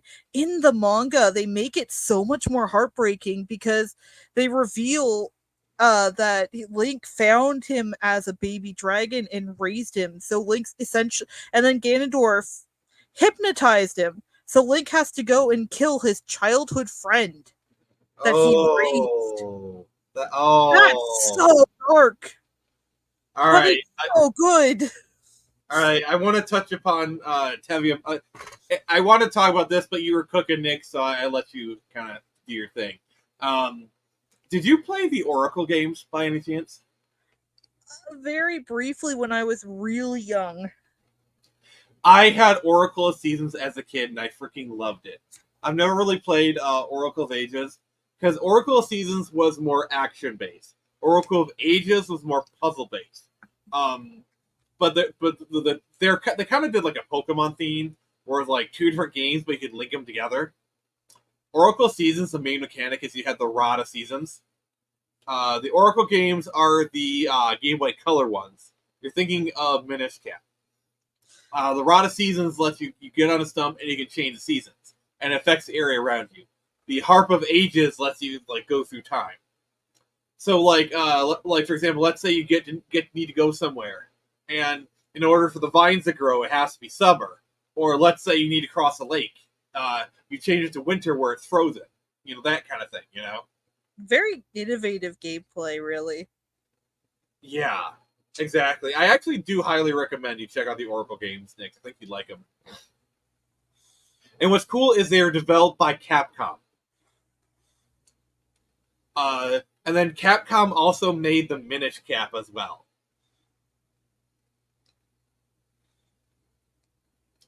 Also, Nix, if you have a Switch, the Oracle games are on the Game Boy Color version of the Switch Online. I don't have money for that. And I can't go online with my Switch. Oh god, yeah, that's still a problem. I need to contact Nintendo and be like, hey, excuse me. I'm actually really close to buying a Switch Lite because the prices on my local Facebook Marketplace are actually getting really cheap. I'm starting to see Switch Lites go for like $70 to $80.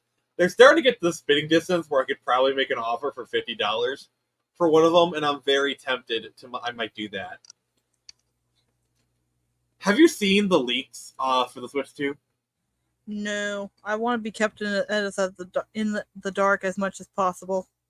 It's looking really interesting. Tavia, we're just about to talk about that.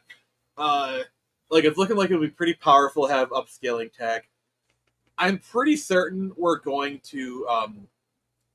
Oh God, yes. Have you remember Nick's that Switch Lite that they showed off recently? Yeah, it looks good. I'm actually really tempted to get it. But the Switch 2 is coming out next year. We're pretty certain of that.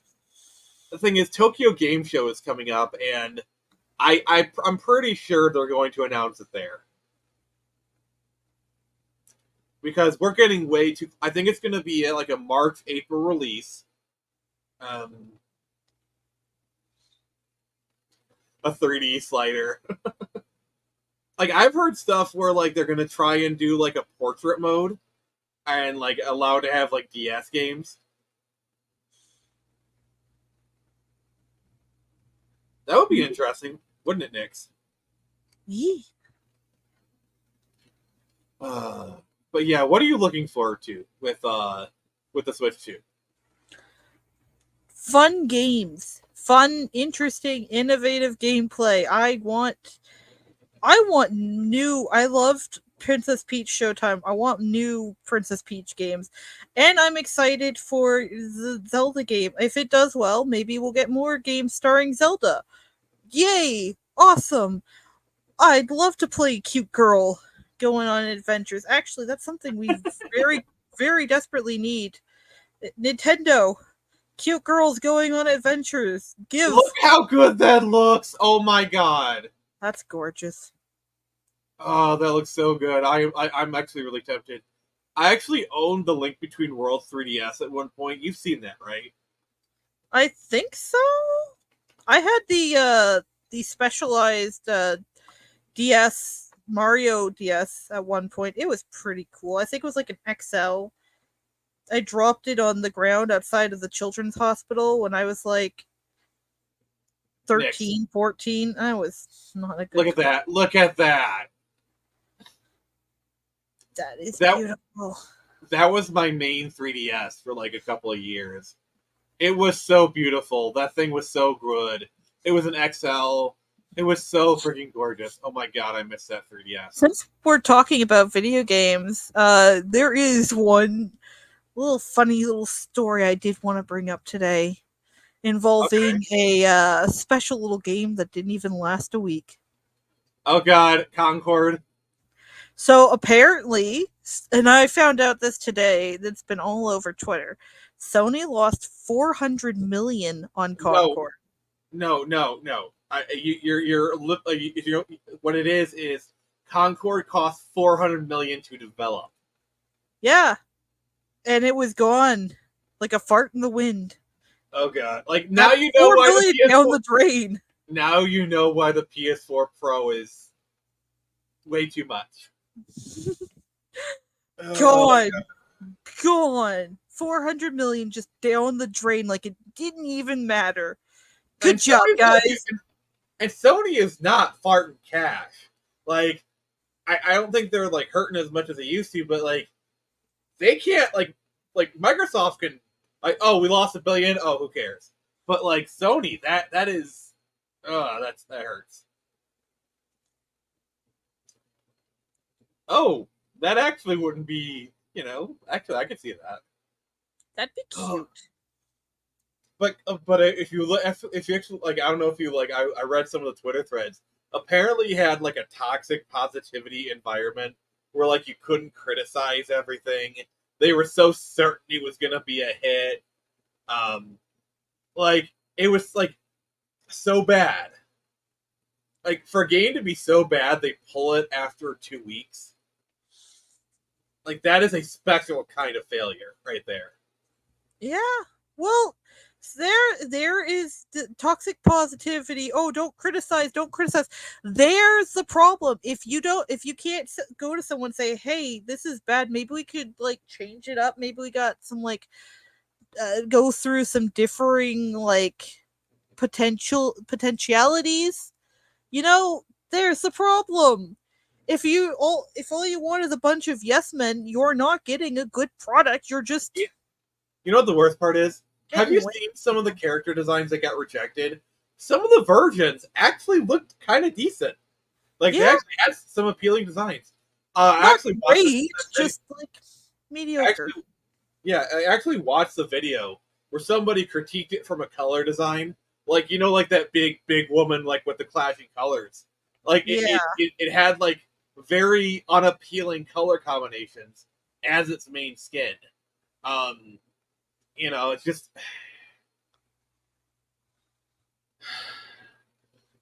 just Oh, I mean that's part of it as well.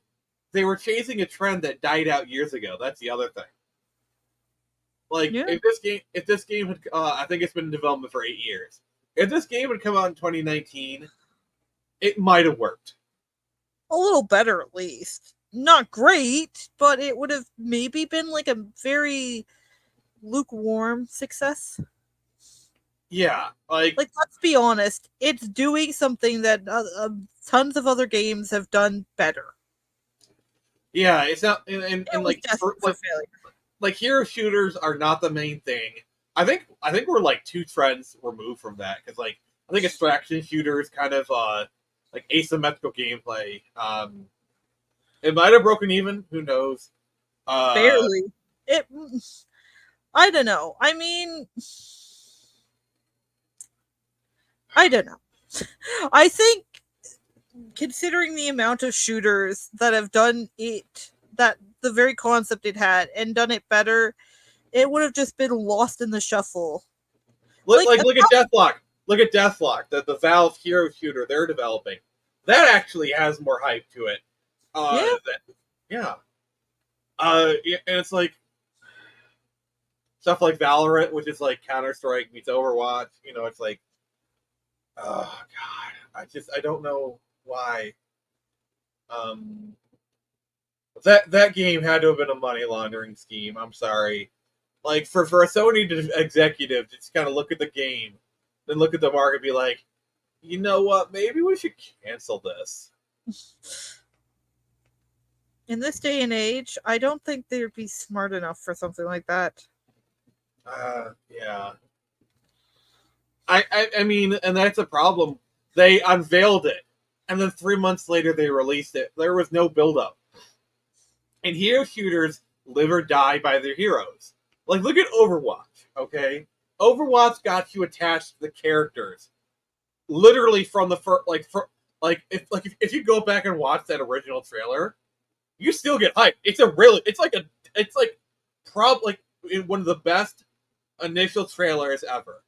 It's got like that Pixar quality, and then also like if you go and watch the trailer, it gives you like a very basic overview of like the character's abilities and like who they're about, and it does it in a very compact manner. It's a work of art. Yeah. And then they went and pissed all that goodwill down the toilet. It's like, we're not making enough of our hooker money. We can't afford the Cosby Suite this year. Let's delete Overwatch 1 and force it onto a battle pass.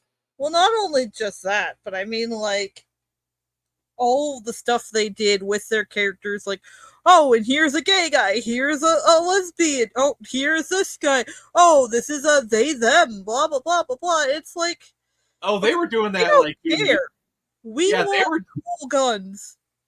Yeah, they were doing that during Overwatch 1, where it's like, oh, Blizzard's having a problem, they're gonna make the character gay now. That was kind of a joke.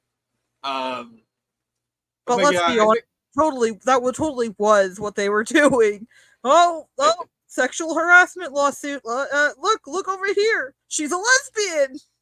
Like I'm sorry. Puppet stance. Did anyone think okay, so we have this thing called the Cosby Suite. We literally hang up a picture of Bill Cosby. It's a reference to him doing that stuff. Did anyone take a step and be like, you know, guys, maybe we shouldn't. Can we just call it the Jaina Proudmoore suite or whatever? Like literally anything else? I'm surprised none of them ever went and be like, "Are we the bad guys here?" Well, that would require some semblance of self-awareness. Yeah, exactly. Because just calling it the Cosby Suite, having and posing with a picture of Bill Cosby, that is a level of disconnect. I don't know. It's just. Also, I love how in protests, outside of the Blizzard, there's their core values, and one of them was do no evil. Somebody actually took a piece of printer paper and taped over that one. Do all the evil. Yes. Kick dogs, drink puppies.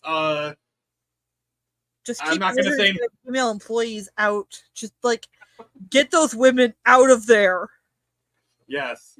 And for the love of God, the boys, please, Homelander is not somebody you want to base your behavior off of. See, that's how comical it is. They were stealing the breast milk. They were pulling a Homelander. That's freaking weird. Oh God, Ghost Dad. I remember that movie. I don't want to remember that movie.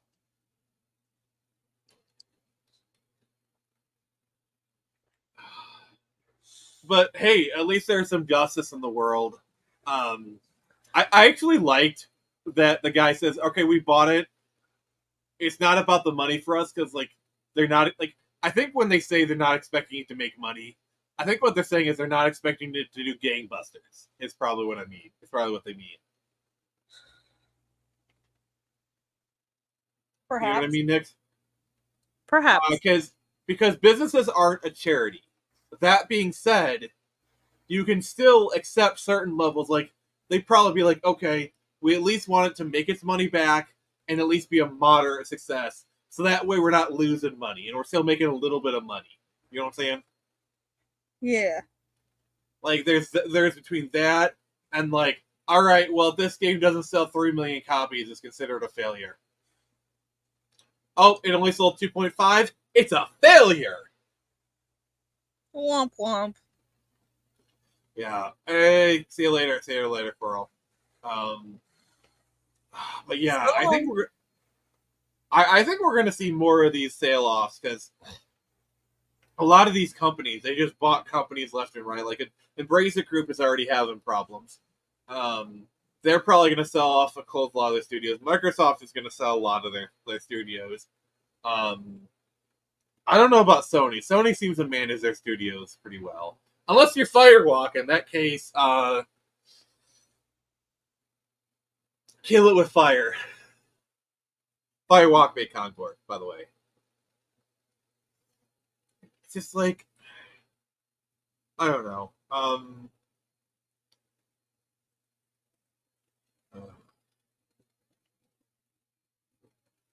Sorry. Jared just sent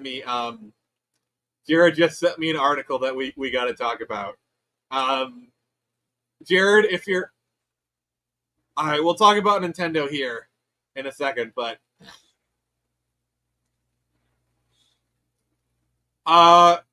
what is that, Karma? Karma's come home to roost? What's that about finding out? Oh, you effed around? Oh, sorry you had to find out. I can't read that. What's it say? Former Sweet Baby Inc. Wait, let me just there we go. Enhance! Zoom in, enhance. Alright. Former Sweet Baby Inc. employee implies developer did not want to hire him after working for Kim Ballar's company. Ha ha.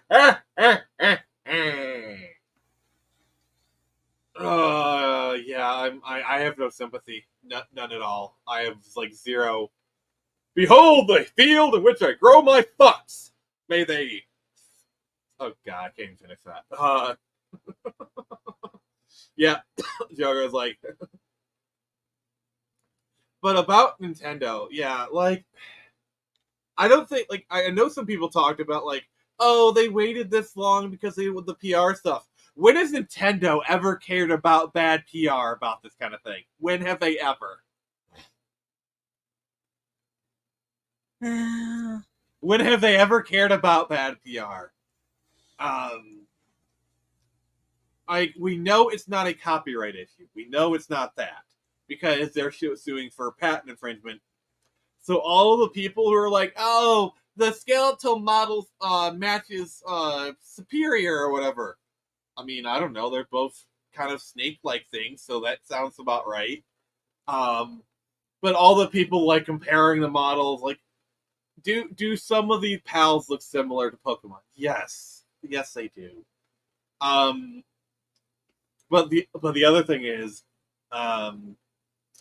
maybe they're just doing the same inspiration sources, or I don't know. There's a million things. But yeah, I bought Pal World because of this. I was on the fence for the longest time, and yeah, it's a pretty fun game. It's addictive. I think they're talking about Sweet Baby.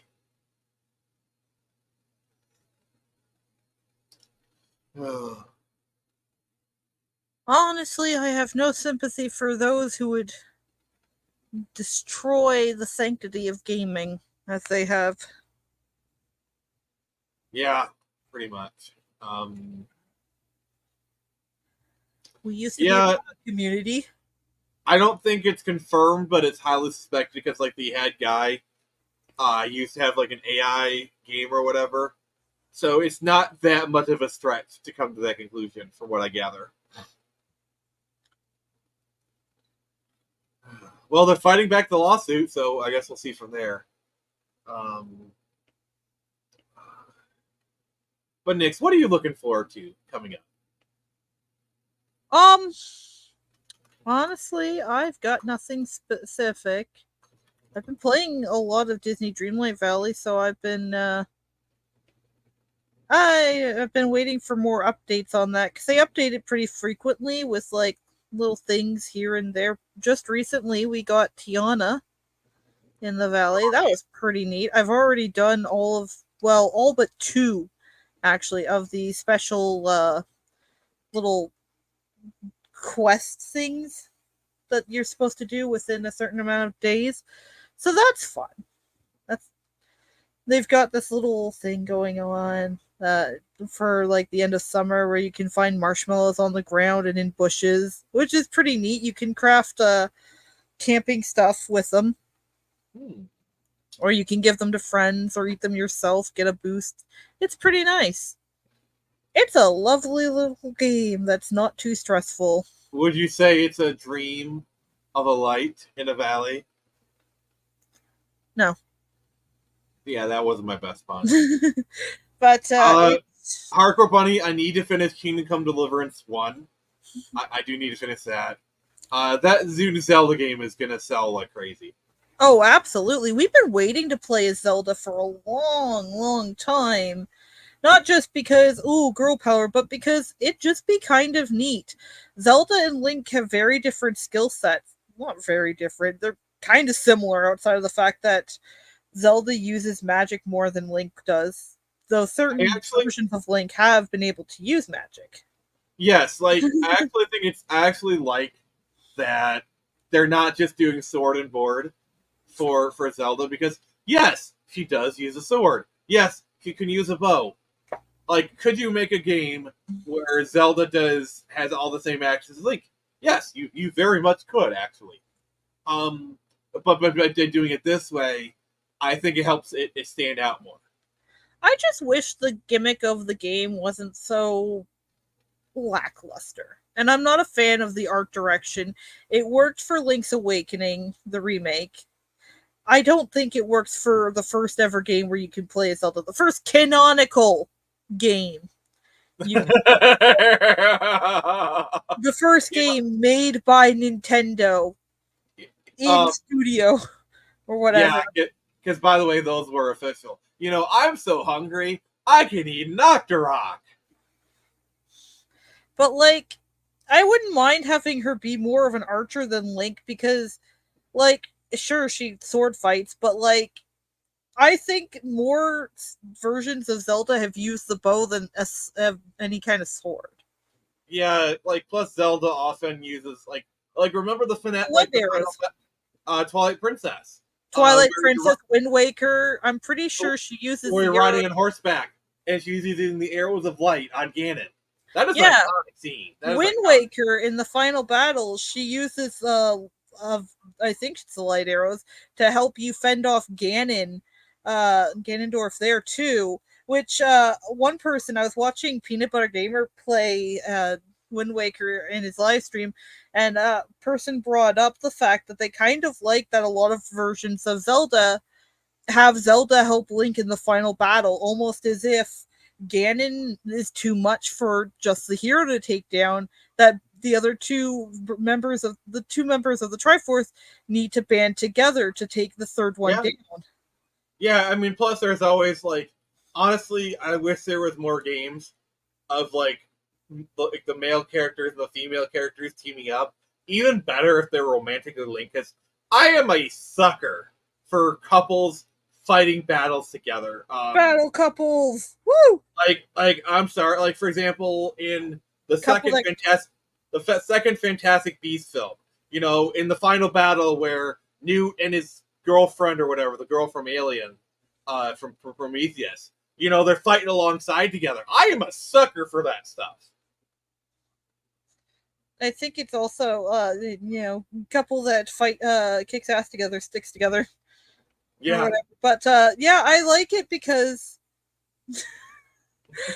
I don't know, it's just nice to have Zelda be less of, like, just the item you're supposed to save item. She's basically a non-character in most of them, but to have her come to your aid and be like, yeah, this is too much for you to take down, let me help you. That's cool. That's nice. Yeah. I'm pretty sure she also helps in Ocarina of Time to some extent. Yeah, mostly as Sheik. Mostly she does that as Sheik. I'm trying to remember, though, like, specifically in the final battle, because I know she's there watching the battle. I think she's in Crystal for most of that battle. I can't remember, but I remember you do have to help her down a falling tower, and she has to open doors for you, and you have to wait forever for her to open the damn door. Zelda, just open the goddamn door! And I gotta say, like, as much as I like, okay, Tobey is my favorite Spider-Man, but the Amazing films are my favorite Spider-Man movies. If for no other reason than, like, in Amazing Spider-Man 1, while Peter is trying to, like, do his stuff, Gwen is synthesizing the antidote. Yeah. You know, that's nice. And I love even in Spider-Man 2, where it's like, this is my choice. Like, he's like, no, I don't want you here. I mean, yeah, it was kind of a bad choice, but she made that choice herself. The film allowed her the. It was a stupid choice, but it was hers. Damn it. Yeah, essentially. And I'm like,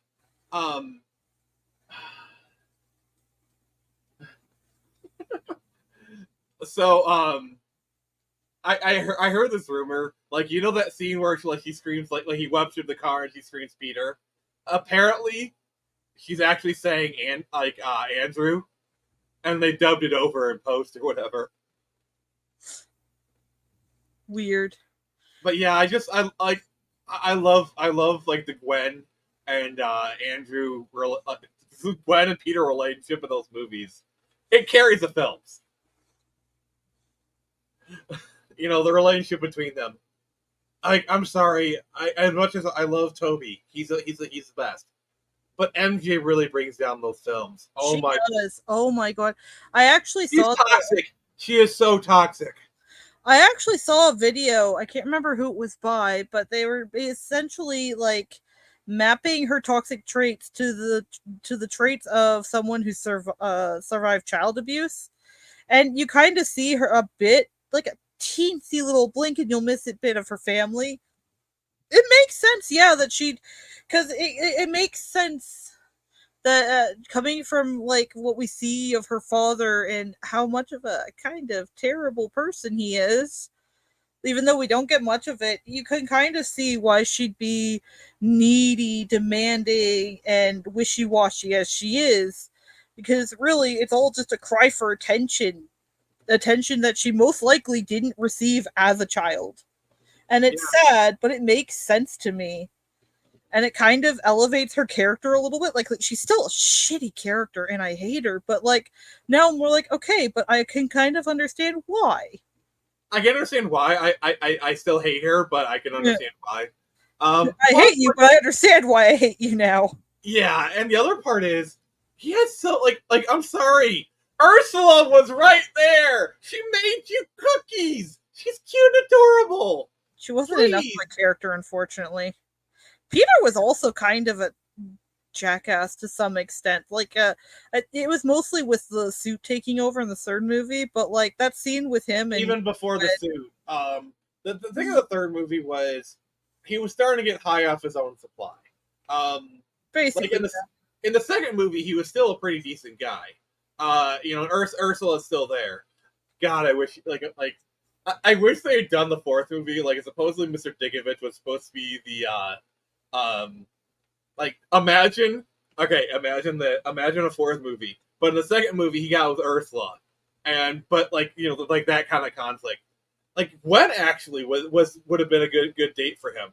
Also, can we just for a moment just give props to Gwen? As soon as she realized that Peter was using her to get attention, she immediately stopped it and apologized. Can we give props to that woman?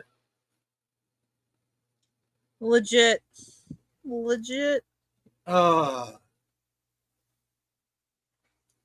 yeah. I mean, yeah, I love that Gwen.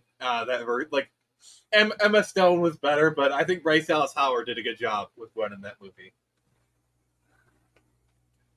Yeah. And the problem with the Holland films when it comes to MJ is they really only get together at the end of the second movie. Also, she really kind of gets flanderized in that second movie. Like the first movie and the second movie, it's like completely different characters. And by the third movie, she has completely been glossed over. You know what I'm saying? Off the rails. Like, they pretty much rub off all of her rough edges by the third movie. And okay, she's more bearable, but now she's boring. You took away the flaws, you take away the interest. She's a fun character to hate, so when you take that away, what's she got left? Yeah, I didn't like her in the first movie. I found her to be very annoying. And I know some people are like, oh, she's a teenager, she's supposed to be annoying. No, teenagers are not supposed to be annoying. I get you can make some allowances for youth. The line that ruined it for me is, oh, when are we going to go there? I need to get some protesting in. Protesting is not an activity you do for fun. It really isn't. Honestly, I'm gonna say it, and I know people are gonna get mad at me, but I don't like Zendaya at all. In any of her roles. I don't She's not that good of an actor. No. Also, the fact that Jenna Ortega could have been Chani in Dune movies makes me wasted opportunity. Jenna Ortega is an amazing actress. She would have been amazing as Chani. And what I like about her is not only is she a great actress, she understands what her job is. She knows what her job is. Her job is not just come in, say a few lines. No. Get into the head of the character. Become the character. That is what you are an actor. I love how Wednesday could have so easily gone off the rails, but she put a stop to it. And my favorite part is when the writer tried to cancel her, and everyone just literally got on him, and he had to back off. That was such a great moment. Legit, she it really speaks to her. Not only is she we need more female-led series, not just the hand-me-downs, but actual original female-led. And you know what? She's right.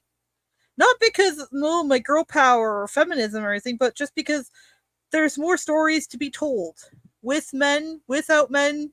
The stories come from everywhere. And also, I'd like to not see my favorite series be destroyed before my very eyes. Thank you kindly. Yeah, like she used the whole like Jamie Bond thing. I'm sorry, we've had female spy movies. Like, has anyone seen like the Charlize Theron one? I can't remember what it's called, but it's like it was done by the John Wick guy. It's really good.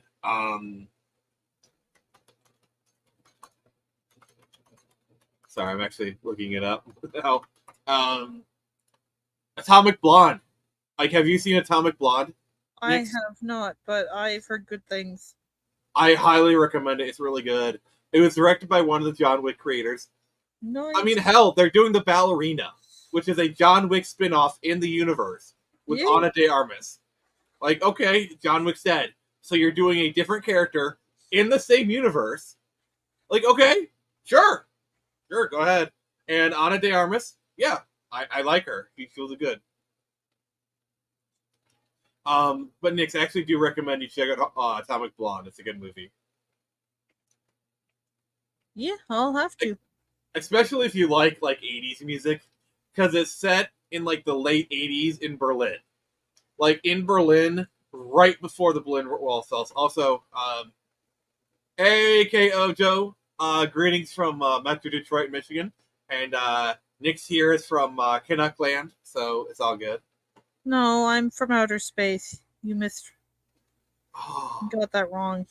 I didn't realize Bacon Land was outer space.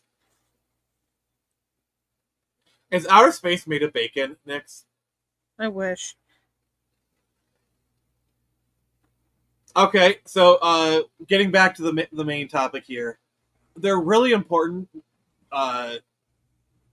Okay, yeah, they're asking a question. Also, Canada, boo.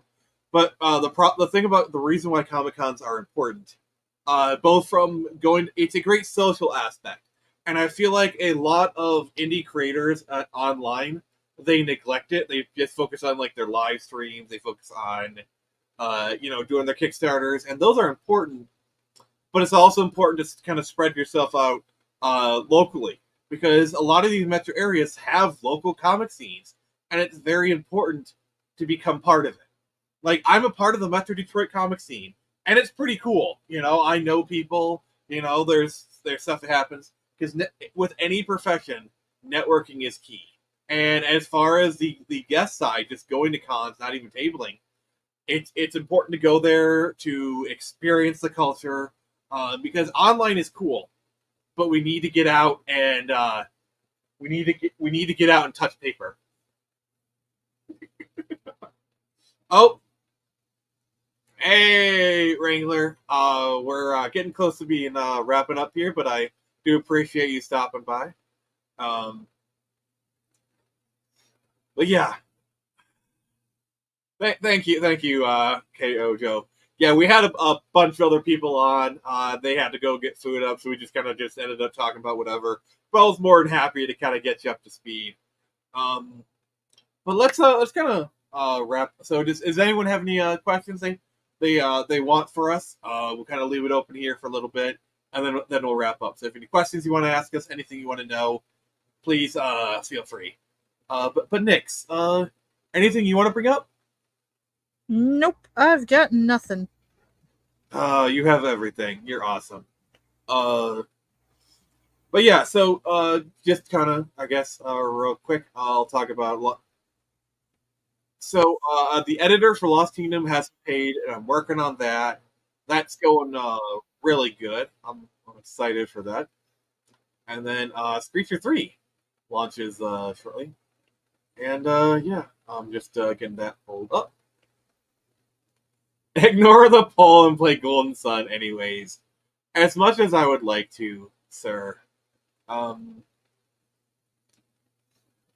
Tevia, that's a good question. We're going to get to that in a second. I just want to do some shilling for my comic. But hey, if you're here, please make sure to like the stream. It is much appreciated. So, in 2 weeks, we are launching this live. It's going to be pretty freaking awesome. Click the link below to sign up, and yeah, so as far as the first 10 pages have been lettered. That's it's pretty awesome. And yeah. So let's get to this. So Nix, Tevia says, with Marvel Secret Wars being a soft reboot, just wondering, what do you guys want for the soft reboot? I just want this to end. Just want the pain to go away. Thank you, Drogo. I appreciate you. Recast everybody. Start from scratch. Because your main two draws, Tony and Cap, are gone. Just start from scratch. Whole new people. New, like, recast Iron Man, recast Captain America, and start a whole new universe. Or, better yet, just drop the whole MCU for a few years. Give us time to breathe. Yeah, actually, that'd probably be the preferable thing. Like, they're not at their A game anymore. They're not even bringing their C game. We're at a really D or not. lower game. Yeah, they're really not. So yeah, I'd say like end it, give us a chance to actually miss it. But yeah, I wouldn't mind more Deadpool in the time, and then bring it back. I'm gonna say I'm actually kind of excited for the Fantastic Four movie. I saw the leaked trailer; it looked pretty good.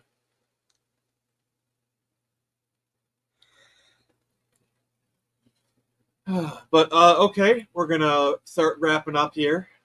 We got a good 2 hours out of this, so I appreciate that. Nix, I am not in Canada, but maybe another co-host is. That's for them to talk about. I cannot confirm or deny. Yeah, Nix actually is from the moon. She's our Sailor Moon. All I can think about is that stupid freaking line from the Superman, Batman comics long time ago. To the moon! Nobody's gonna understand where I'm talking about. Oh my god! They're sitting. The comic opens and they're sitting watching this movie being filmed of their like friendship or whatever, and they. Because nobody knows who Superman and Batman are, they kind of have to make things up. So it's like Batman's going on his origin story about how his mom used to beat him and his sister with a baseball bat. That's why. Oh god! It's just a wild ride. I don't even remember what the comic's called, but anyways, he has a moon base in the movie, so to the moon. Oh god! Random memories from Nix, everybody. It fits in. It's Superman. Fair enough.